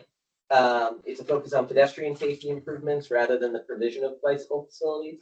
I think the overall benefits of slowing down traffic and making it safer for folks to get around kind of generally are sufficient to helping cyclists, right? There's a road diet, there's significant striping and all that. And so I think cyclists will be well served by these changes, even if there aren't specific facilities, especially given the narrowness of the roadway and access. And then also just understanding what role this section would play in a larger bike network, right? It's I think what is proposed is sufficient for right now. There's no benefit to marking any sharrows. So Sharrows, I like Sharrows. so Sharrows have, Are great. Sharrows are often found to actually make things Sharrows? less safe Oh, for okay. cyclists, unfortunately. Okay, They can All be right, really then- complicated, they can give a false sense of security. okay, So if kids are biking to Glenfield, right. Yeah. imagine, are they allowed to bike in Glenfield Park? That's a question for the county, I would imagine. I'm just thinking. Yeah, there's It's a nothing that multi-use says, yeah, trail. there's nothing that says you can't, yeah. And rollerblade, yeah, there's nothing that, Because there's I'm no thinking, I sign. didn't know it there wasn't are supposed to. ways to get there, Yeah. there's, you know, there's The woodland. buses and Yeah, cars, and it's, yeah. so they can go through. Is that always, or it's just in, streets that are more narrow? Because, for example, when I was coming down Harrison Avenue Mhm. and I saw the shared, it looked like it was really a wonderful way to have the shared roads. So they have a role to play, but them alone, without kind of a broader understanding of the network, they can just give everyone a false sense of security. Okay. And so it's important to use them selectively, right? Okay. Because, Okay. you know, technically all roads are share roads, right? You're a Right. cyclist, you're allowed on every roadway the Even same way on you would a Grove car, Street where yeah. They've got the painted, it already looks like it's ready to have, Yeah. And so that's the bicyclist section. Moving on to the next So section. cool, okay. Does it address pedestrian accommodations, including sidewalks, mid-block crossings, curb extensions, pedestrian signals, Yes. dedicated phases? Yeah, Yes. that's basically everything in it. And so it does a really great job there. And then the question asked whether it's been in coordination with the corresponding transit authority. So there's no transit service on there, but there is a school. And so I've reached out to the principal of the school. Thank you, Amy, for the connection, to discuss with them what their pickup and drop off plans are and how this could play in. And I'm hoping to observe a pickup and drop off to just make sure this all correlates with what they need and will work well for them. With regards to operations for cyclists and pedestrians, I would say it does consider cyclist and pedestrian operations in the future because it's slowing folks down, making the roadway safer for access to the park and the school in question. And so I noted a yes there. Are you, No, go ahead. just thinking. I know that, are we gonna present these plans to the neighborhood? Ahead of going out to bid? There's been a request from Counselor Toller to have a chance to review the. She hasn't seen it yet, right? Not sure, I mean, they've uploaded to I assume they were uploaded to the website, right, Chief? I will make sure that they are. Yeah. That might be the best way to get the information out, upload it to the website, include a link that these are the plans. I mean, I know that there was a specific request that people should hear about. I think that's a good idea. I'll make sure they're uploaded to the website. I like to And maybe Matt can do a little blurb. blurb, get on that, that's what's coming down. Was the she pipe. asking to, have it presented, right, at a community meeting, maybe? When's your next community meeting? You don't know? I'm not sure. Okay. I I mean, will- was it asked to put it on the website or was it asked that she wanted to do it in a meeting? I think I don't know, but I think at a minimum, it would be good to, as a start, All of it, as a yes. start to put it on the website. Yeah. This is, And that can be, this is. Probably after And Yeah. that, well, we had to kind of have our, This meeting. Yeah. and Yeah. so one of the things, and this will come up with the public meeting notes, one of the communications I got from residents of Linden Avenue, but also from Sergeant Karen Dang, who had the change there, was residents of the street itself felt they didn't necessarily have the notice right, they had before. And so something I'm going to be doing in the process of getting them made is actually getting door hangers. And those door hangers are just gonna say like, hey, a change is proposed or coming to your street. what you could do is put a.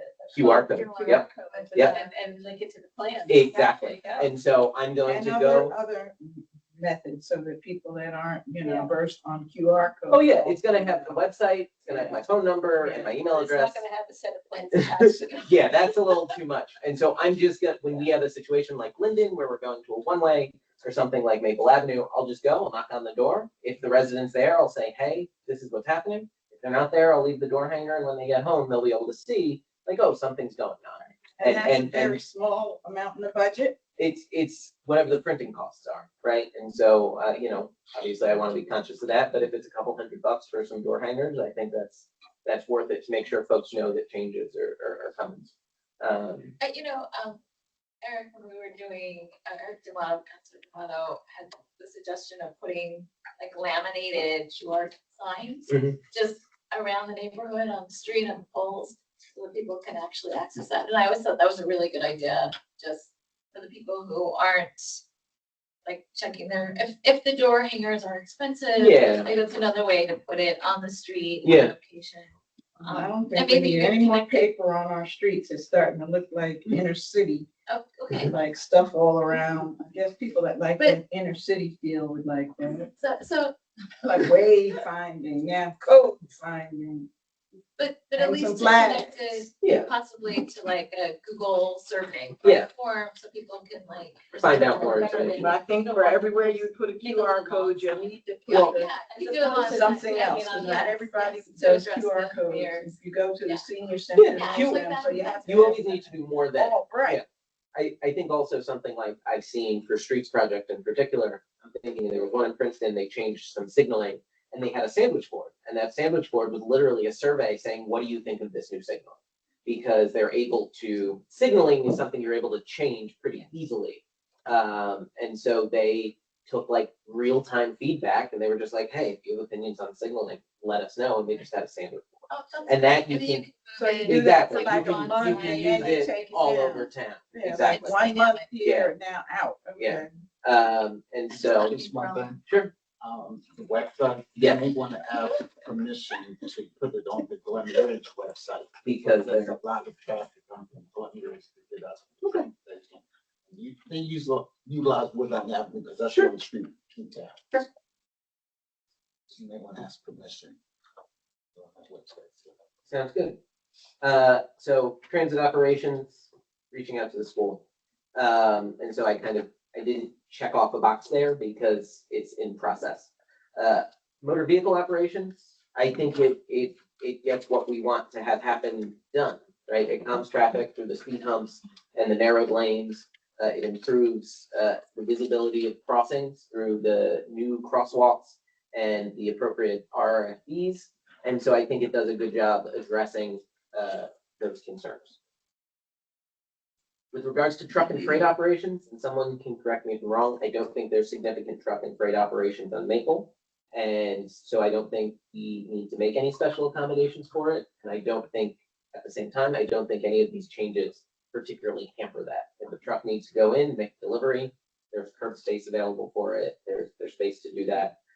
And so I put a not applicable there because it's just not. Well, it Part sort of of the is, scope. because that's a well-known overnight parking for 18-wheelers and X number of wheelers on that street. I mean, it wouldn't necessarily have to do with this, but that's where anybody that has a RV or 18-wheeler or whatever that needs a place to park knows you can park there and the police will never come and ticket or tow. So they all park there at night. But I guess that's another setup that really, I mean. Yeah, I believe Mandy may be on our call here. Yeah. And so I'm sure it's something the parking utility can keep an eye out for if they think it's necessary to review that. No, because then they'll say, that's not my job, that's parking. And then parking will say, no, that's not our job, that's code enforcement. And then nothing will happen anyway, so. Just a walking parking lot all over this town. Understood. The next question deals with access and mobility. All of the changes are ADA compliant and focused on making sure that folks can access both the school and the park safely. And so that is addressed. The curb ramps, plus they're replacing a pre-existing handicapped sign parking spot, the township had put in place. The land usage, I believe the design is fitting with the school and residential character of the neighborhood, the park. It feels in place and contextual. With regards to major sites, like how's the coordination going there? I think as well, I've reached out to the school, I've reached out to the county park folks to make sure that they're on board, understand what's going on, and make sure that their influence is heard. With regards to the streetscape, it does include landscaping, the new trees, which will help with shade. The planter is designed to accommodate some extra drainage capacity and help improve the throughput of water there. And so I think that's all well and good. Street trees already. Sourwood. Yeah, we have a. And is it under utility lines? I believe there's over fires there. So it's gonna be a small tree, not a shade tree. I think there are shade trees actually in the school. So confirm that. I assume your landscape architect. And what is the purpose of this? Having these. So the checklist is as laid out in the complete streets ordinance, a mechanism by which we can make sure that the projects are in compliance with the ordinance and that are what the board desires. And so the board at the end of this will basically say, we support this project as designed and check it off, or we can say, no, we think there needs to be changes. And so the ordinance saw the checklist as a way of going through and ensuring the board has an understanding of the project and then also supports the project. No, I read that. I'm just in my mind trying to figure out this whole thing, the complete streets boards or whatever versus having an extremely competent engineer and team that work together that have been doing great things over years and the cost effectiveness to have, this type of level of oversight versus people that are competent who have been overseeing this type of thing before. I'm just trying to make dollars and cents in my mind over this whole process. I guess after we've been at it for a year or two, we can really begin to see, is this cost effective for the township to have this type of thing to move forward projects that have been going very well in the past with our team. You guys have been doing great things. So the next is the design standards or guidelines. This is more descriptive. I would imagine you use kind of all of the above. Pretty much. Yeah. I think One fits all. I think you could just say yes, you get, Yeah. ASHTO and.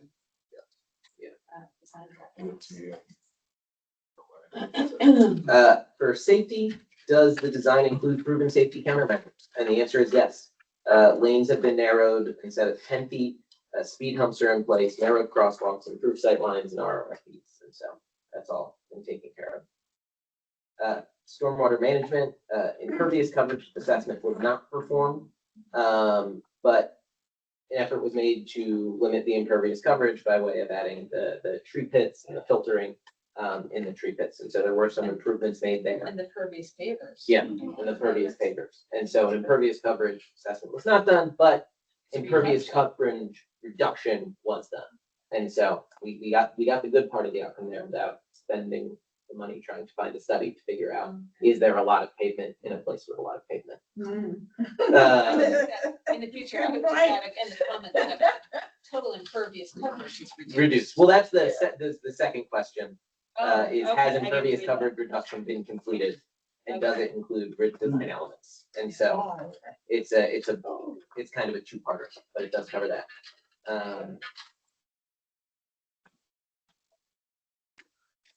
And then we've just got the sign-offs. I'm skipping the sign-off, the first sign-off. In transiting to a PDF, things got wonky, and so that we're just focusing on the board's sign-off. And so I think the project is worthy of support. And so I'm happy to sign off on it. If there's anyone on the board who has concerns, questions, Do we need a motion and to approve it? that's how I intend to do it. But I just wanted to, if we have an opportunity to discuss, if we need that. I'd like to make a motion, just because I think it's an excellent. Second. Okay. Yes. Austin. All in favor? Aye. Did you want to wait until the man came? Yeah, that's Oh. Yeah.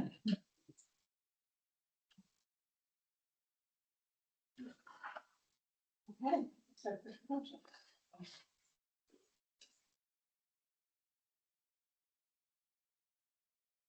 Yeah.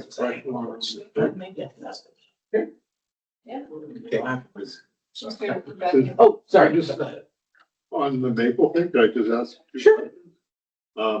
One, it's about 5,500 feet, I guess. ADA parking spaces. One, there's only one in the entire town here. We do offer that parking. So I'm wondering why there's not another one. There's some ratio that kind of, why. Second is the handicap spaces in between two building spaces, which is unusual configuration. Yeah, most usually it's the end of the line, give you the line, make it easier for drivers to get in the spot. This requires them to parallel park. So my understanding of ADA parking on Sixth Street, that basically it's a mayor and council decision of where they're going to place it. And so to move it would require the governing body to change that parking spot's location. It's an existing ADA space there. So you're back. Is it near the wall? Yeah, so there's actually the driveway. I figured there's a reason why. So, yeah, so it is at the end of the parking lot. Okay, so just the number of feet from ordinance, a specific number of feet, some may mark. Yeah. Yeah, some intersection, from this intersection, 30 feet north. As a recommendation, I would run this by send a copy to the ADA advisory. Committee. Yeah. That's great. And then the second question.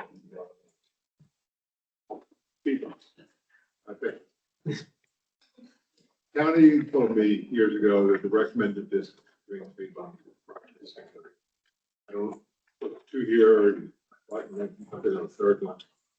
It seems fine if there are two. If there's going to be three, you're not going to meet that standard. What is the standard for patients? Something is actually like really the upper limit of where you would want it. Beyond that, it's very effective. Typical range is actually between like 250 feet to 500. Generally, but you can go a little less, more depending on situation. Up here, or here's a lot of drive space. We're trying to avoid conflict with driveways and make it all. As long as we're going to have a consistent standard that we're going to use throughout town, 250 to 500 is our go-to standard, all things being equal.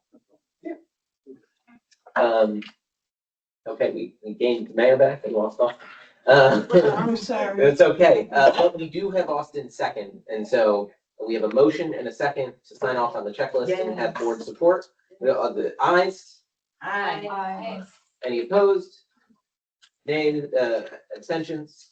Great. Wonderful. Thank you, Great work. Austin and Norberto. And if you have any notes on the checklists, like, let me know.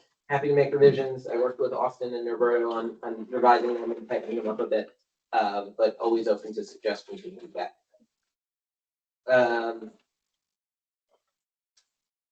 Thanks, everyone.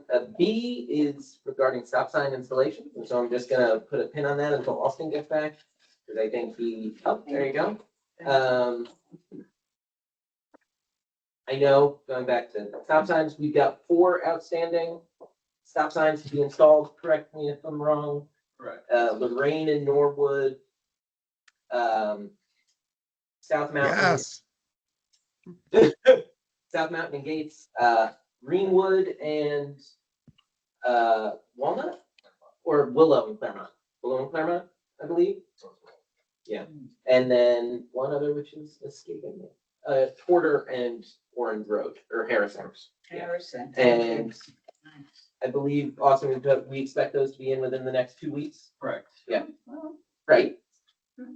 Just wanted to touch on that. My one question on the Claremont and North Willow intersection, there's currently an RFP there. That'll be removed. That'll be removed. Will it be placed somewhere else in town? Like, yes. Okay. Yeah, that's what we've been doing, repurposing them to other locations. Great. Sounds good. Okay, so very glad to see those getting in. It's nice the ground is unfrozen and we are able to kind of get to work on these stop signs. And then the last thing I have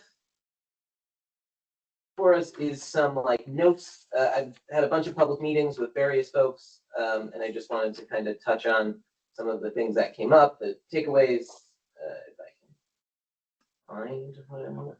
There you go. And so the first, and I mentioned this at our last meeting, we had a meeting at Harrison, Sutherland, and Cedar with the residents there. It was a nice blustery day, and we were standing outside the fire department. It got very chilly very quickly, but the consensus there, and what we're going to be moving ahead with is installation of some stop signs on Harrison Avenue.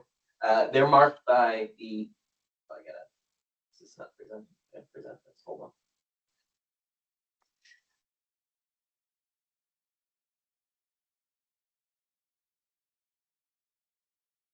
They're marked by the 2 red X's roughly. And then as part of the change to make this intersection operate safely and have the stop signs, we're going to need to turn Sutherland into a one-way westbound. And so we met with residents there, and it was generally found to be kind of the best case scenario in the context. We also made sure to note that we are doing other broader, more roadway-wide changes as part of the engineering work that was just authorized by the mayor and council. And so this is the change. Now, the change to the one-way is specifically because when you're coming east on Sutherland, if you wanted to access the roadway with where the stop sign needs to be placed on Harrison going southbound, you simply couldn't see a car at Sutherland. And so having a car exit into the intersection there creates a really unsafe environment. In the maybe hour we were there, we saw probably 3 folks where you've got cars getting very close to pedestrians in the crosswalk or coming close to hitting another car. And beyond that, to even see the intersection, folks on Sutherland would regularly pull straight through the crosswalk. And so it just was an unsafe environment for everyone. By making Sutherland one way in that location, you eliminate that complication and confusion at the intersection. Question. Yeah. I've been there and I do agree that it's a hazard, but I was just wondering at that meeting. Yeah. Is there anyone, who's a resident of Grand Terrace, present, anyone who I think expressed? the majority actually. Yeah, a lot of folks from Grand Terrace. Yeah. They're okay. There was kind of separate from that, a discussion of changing the traffic pattern on Graham to accommodate some changes there, and that was widely disliked. And so that was kind of pulled, that secondary consideration, with the focus only being on turning Sutherland into a one-way. I can speak contrary to that. The residents that I heard did not appear to have an appetite for them. For which part? Changing the traffic pattern and stuff.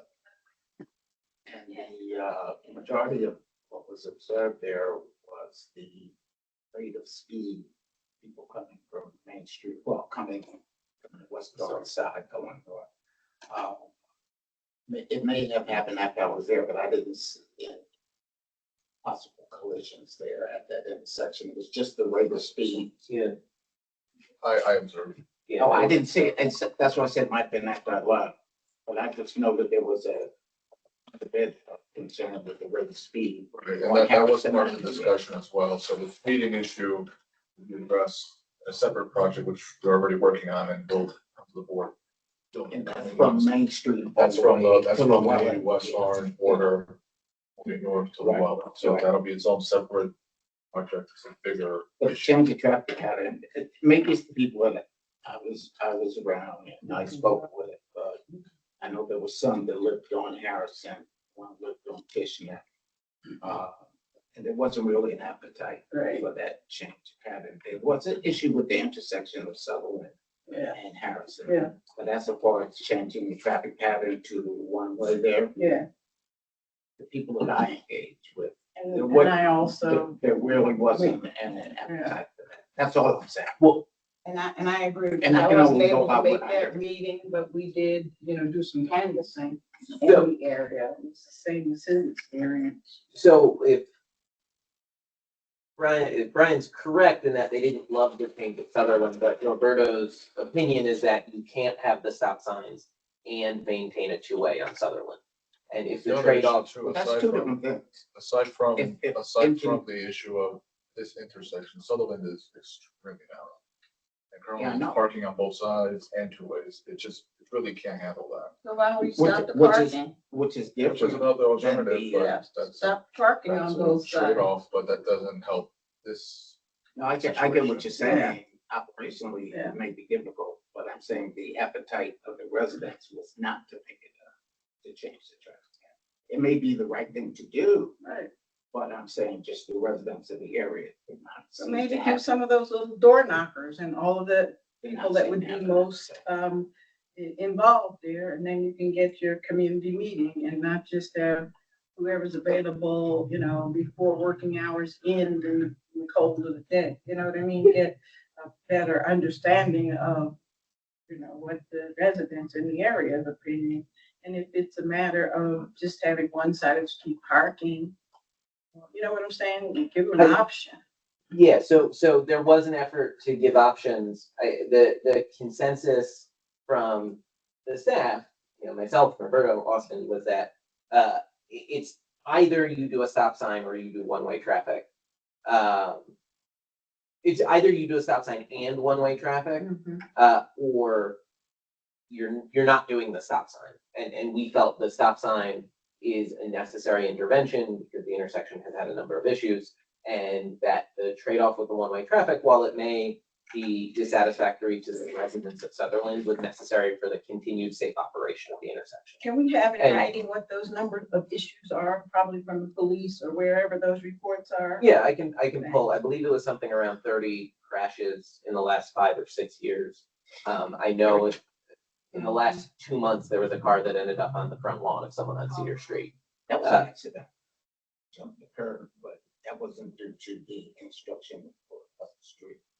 All these things are related and connected, right? And so them going through the intersection at a speed that was evidently, or in a condition that was evidently not safe. Or if it had been a safe movement, they wouldn't have ended up on the front lawn. Yeah. And so, They jumped you know, on there are things that have happened at the intersection, but Sergeant Karen Dank has been So trying to. I was at that Yeah. board meeting as well, and I got the same feeling that Mr. Scalabary got, that people didn't want that one way, because then it would force everyone to go Yeah, onto Graham. yeah. And they were, you know, we would send everyone going east onto Graham More instead of narrow. going southern. So that's gonna be a big issue. That's a huge issue, So- and Graham is very narrow. So, you know, myself and Officer Peterson got a ton of complaints for speeding. So we were there the next 2 weeks, basically all day. And for us, we didn't get a lot of speeders. So I'm not sure if it's just our presence Right. or if it's the speeding's a perception problem. Yeah, We didn't get that many. Yeah. So, you know, we're still there, but not like those first 2 weeks. So, you know, we're definitely willing to do anything we can to help with the speed there. yeah. But I don't, again, just from what I heard, the one way, Yeah. if there's anything else. I will say something I noted at that meeting about the speed is, and I'm sure we've all noticed this, right? A lot more cars these days have like louder mufflers and like make a lot of more noise than necessarily they're supposed to be making, because people enjoy that. And there's a clear association with folks between those sounds and speed. And so there were a number of times where a car was going relatively normally, like a normal speed. It didn't appear to be excessive, but because of how loud the engine was, the perception of folks standing there was like, look, there goes another speeder, right? Yeah. The car wasn't going fast, it was just loud.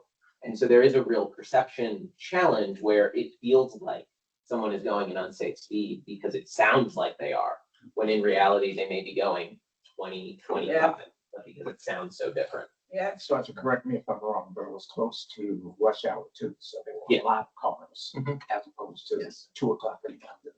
I think this is something that we tried to point out at the meeting too, but it's important to emphasize. Stop signs are not intended to slow speeds. Yeah. It's actually explicitly prohibited in the MUTCD that stop signs are not to be used for speed control. It's intended to make the intersection safer, to reduce crashes. Mhm. That's the primary intention of this. The speed Mhm. issues and speed control and traffic calming is a separate issue. Yeah. And will be addressed separately from this. But that's the main focus, intention of installing these stop signs is allowing pedestrians to cross safely at Firehouse, and also allow cars on Cedar to make, even right-hand turns can be difficult. Yeah. Let alone left-hand turns with, basically peak hour, traffic volumes on Harrison. So that's the main intention. So you couldn't put a crosswalk up there without having to put the signs there and then change the whole traffic pattern? There's a crosswalk there today Mhm. on Harrison, but there's no stop sign, so cars just go. Well, I go there like 3 times a day and I've been doing that for 70 years and I've never had any problems. And no, you know what I mean, whatever. So this is all new. I heard the complaints. Then the whites that live on the corner had a community, well, you know, neighbors meeting and stuff like that. I got the same response that I'm the deputy manager here and, you know, I thought you were a detective, you're sergeant. I'm always called the detective, my apologies, sergeant. I tried to tell. Karen Dagger. No, I was gonna call him chief, because I'm telling you. Anyway, that's coming. But, yeah, the same feedback that he is. So now I'm just trying to find out. Obviously, there has to be some more work done and some more studies. So I hope that no one's gonna go in there and start changing traffic patterns and doing a whole bunch of foreign stuff. And then like we have like the Linden Avenue people saying, oh, you know, whatever. I think we need to figure out what is. I think we need to look at the, all of the complaints in the last 5, 10 years, whatever. I'd rather just see the last 2 years, but if we have to go back 5 to get anything appreciable, let's go back 5 and see, you know, what it is before we do anything. So any installation of a stop sign would require the mayor and council to sign off on that. And so we're not at that point. Oh, we yet. should know that, we should know all the options, Of right? course. I mean, some people, like anything, especially if you say traffic calming, and a lot of people just say, okay, yeah, traffic calming. But I think it's important that we take our time and we give all of the options that might be able to do that. Certainly. It's a naive question. It sounds like, are the stop signs not a point of contention? It's more about the changing of the way. So could you potentially do this phase where you add stop signs, collect more data on how that impacts Sutherland, and then go from there? That could be totally off. Didn't you say something about you couldn't put the stop sign? It's really not That's what I was- desired, because you may, you know, the feedback may be an accident. Yeah. Because if you're on Sutherland going eastbound and you want to get onto Harrison, it's not visibly shown here. but Well, can you there's a just put large some wall blinking lights? corner there. Put bright blinking see. lights. Everybody knows, Yeah. bright blinking lights in one clip. One of, If you were to Put a lot of blinking. exit from Sutherland and make the left turn, you'd have to then come to the stop sign. So stacking would become an issue and, Huge issue. you know, and so that consider. yeah, it's not visible here, but this house here, right at that intersection, Yeah, has that's probably the like a White 6 House. or 8 foot stone wall. Yeah. Yeah. Retaining Beautiful wall. flower. Yeah, it's gorgeous. It That's also the- makes that's it the really white hard to family, see. right. They've Yeah. been there 1,000 years, right? Uh, Nobody's ever hit that wall. and if they have, we've all hit one. And so, yeah, so that's Harrison, Sutherland, and Cedar. That was the takeaway from those meetings. I'm gonna like jump around a little bit. So the Linden one-way, Linden Avenue has become a one-way going west, going from Willowdale to Orange Road. This is been somewhat effective at keeping people from going from Orange Road to Willowdale.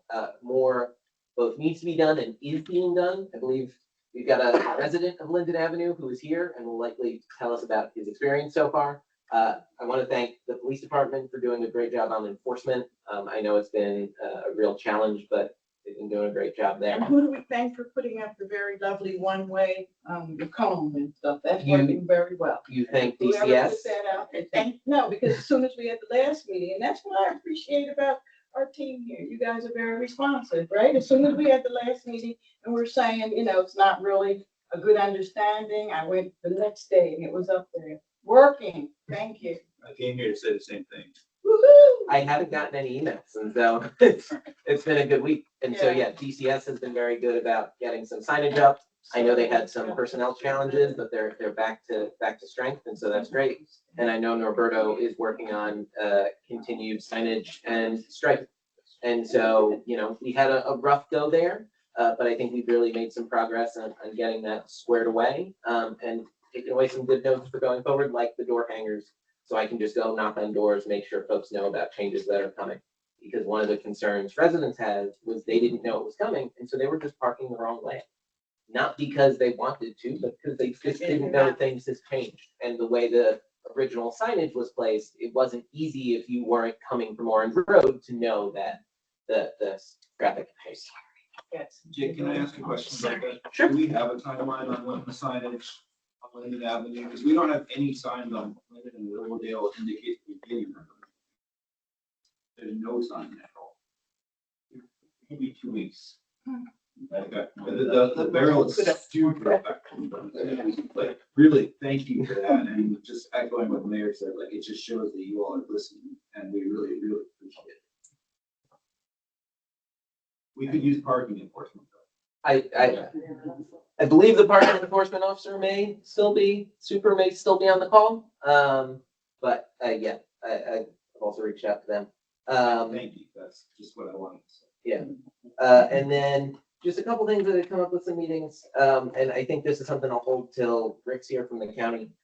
Just there's ongoing concerns about the lighted watch on Plaza, and just wondering about and thinking about the best way to think about and possibly address some of those, what we can do as the township on the township-owned portions of that intersection versus what the county's been doing with the light. And so that's something I just want to discuss.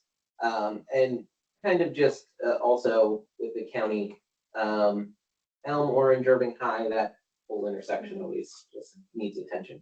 On the county, I did receive a note from Rick today, and he said he couldn't make it, that they've installed curb ahead signage and some other additional signage for the Orange Road Triangle area down in the South End Business District. And so they were very quickly responsive to our concerns that we discussed at the last meeting and have already installed some signage down there. So I do want to thank Essex County for that.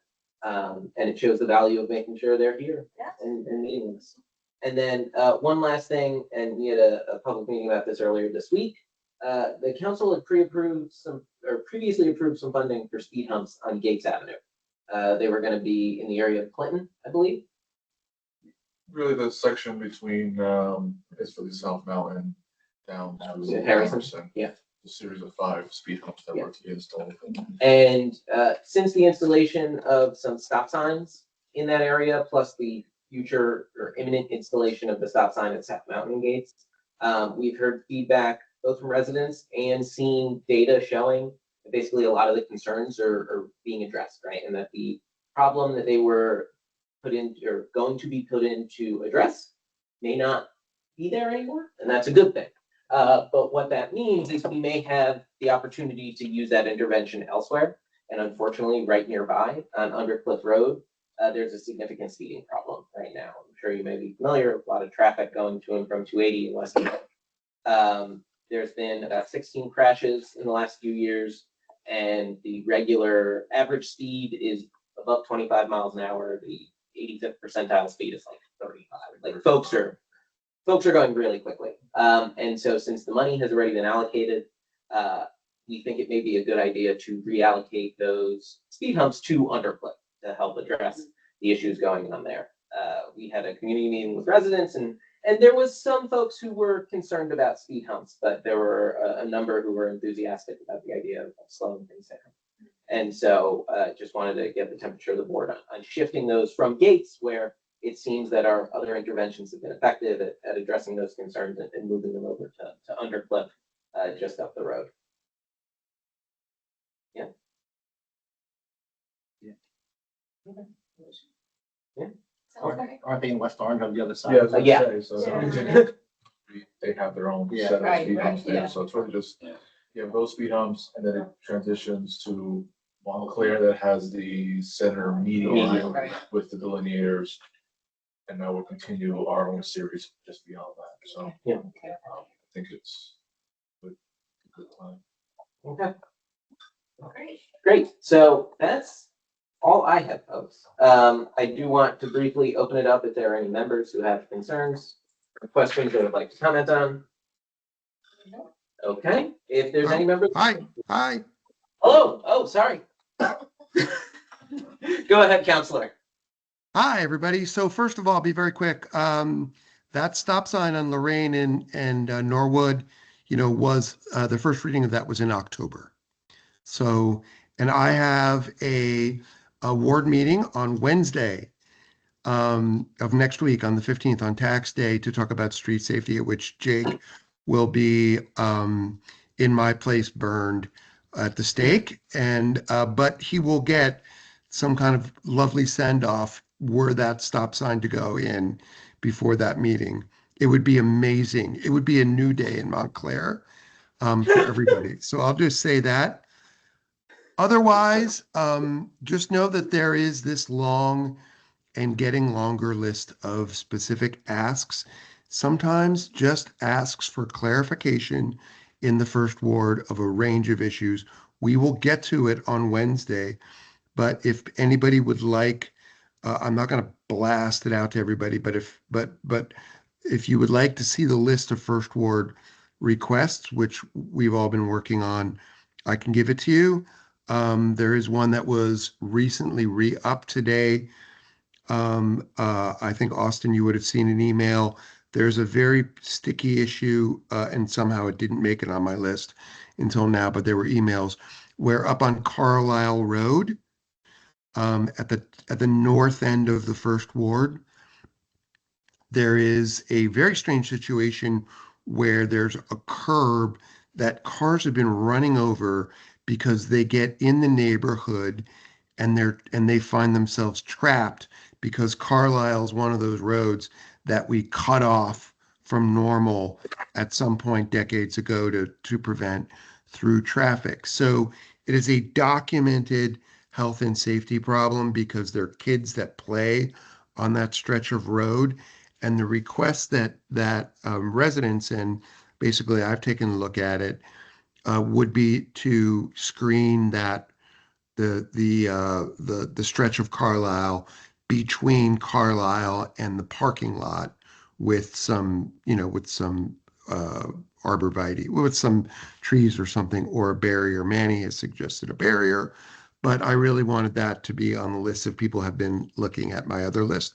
Otherwise, we just have, the same issues that involve the county roads that are considered acute. So Valley Road, north of Upper Montclair Center, is a fast road, which doesn't necessarily seem to be getting slower. Maybe Jake can say, do some urban SDK research into that. But people are terrified, and people have been hit. And the same goes for Alexander. And one of the questions that needs to be answered there is whether or not that as a county road is also being preserved, whether they have a specific idea of throughput for Alexander. But it's super bad news. And then we have a bunch of intersections. The last one I would mention, and then I'll be quiet, is a lot of interest in the Park Wildwood intersection, which has had numerous crashes, which may not show up in our crash data, because I think that people are, in my experience, from the Norwood and Lorraine one. It turned out that the anecdote data around it showed so many more crashes than the official crash data. I believe because people are settling these things, amongst themselves. So even if there are relatively significant crashes, you've got motorists who are just exchanging their information and avoiding filing police reports or something like that.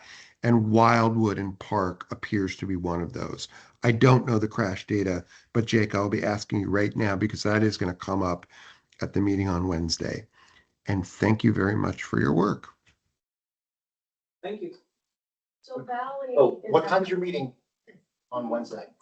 It's 6:00 p.m., 6 to 8. So on the early side, as always, there'll be good cookies And where? at the Library. Bellevue Avenue Library. So One Valley block. is- So you're gonna be short. No, I'm just kidding. I'm just kidding. Just kidding. Good. No, go ahead. Oh, was he done? Are you done? No, Valley, I'm gonna interrupt the Valley Yeah. Road thing because, especially the area around Valley and Gordonhurst. Yes. That's a section that I've been hearing a lot about. I probably hear about Valley more than any other road, Yeah. interestingly enough. Both south. Valley and Mount, Hebert too. Yeah, It's also like- basically from Valley north of Watchung Avenue, I hear about with a lot of concerns in Yeah. all different directions. Yes. Yeah. Yeah.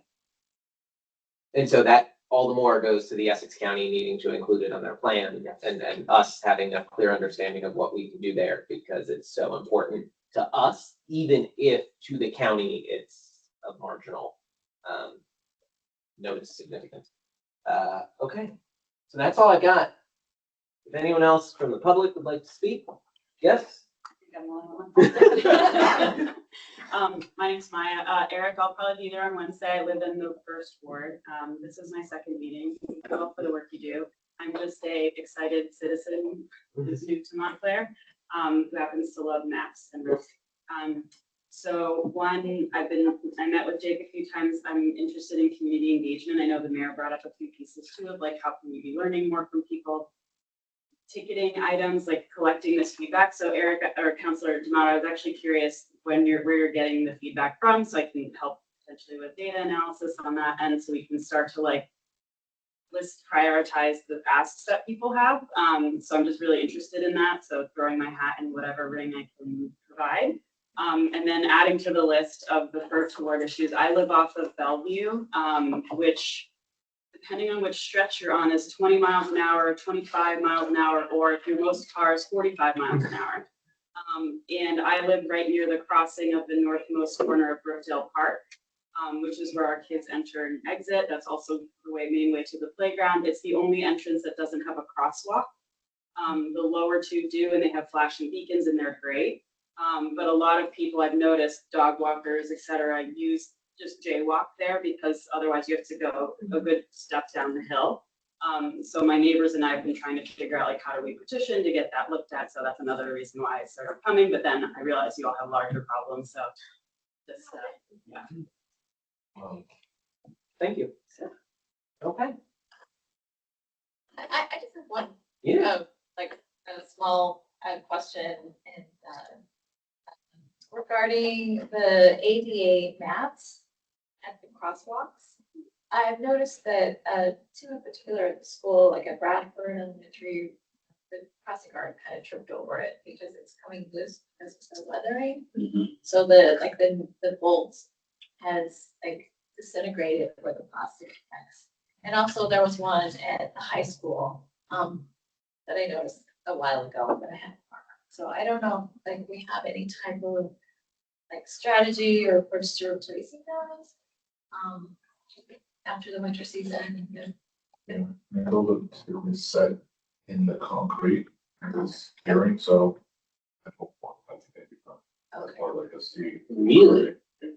Because there's two right at the intersection of Park and Claremont Oh, yeah. that also are just totally missing. And so you just have to do a whole new stretch of new sidewalk. Well, no, just a corner. Right, So, but, just a corner. and is that's the private property owner's responsibility, you know? Through the ordinance, yes. Okay. Per the ordinance, it's the private property owner's responsibility. Correct. Understood. Okay. But so if it's at a school, like at a school intersection, would that be the school's responsibility? Right. Or would that fall on? To the school, Oh, really? just as the sidewalk would be. Yeah. Okay. Unless we're in the area doing a specific project, that we're doing the streetscape. Right. That's, Maybe we'll have to go. that's different. After we're completing that, that becomes their responsibility. Okay. That's good to know. So we'll have to bring that up with the superintendent then, or?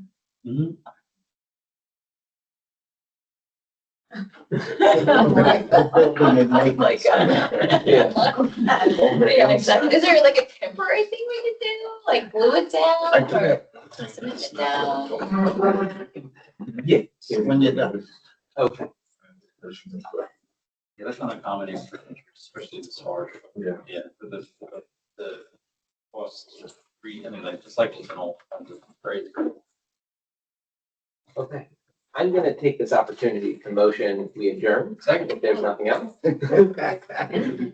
All in favor? Aye. Opposed? Thank you, everyone. Thank you so much.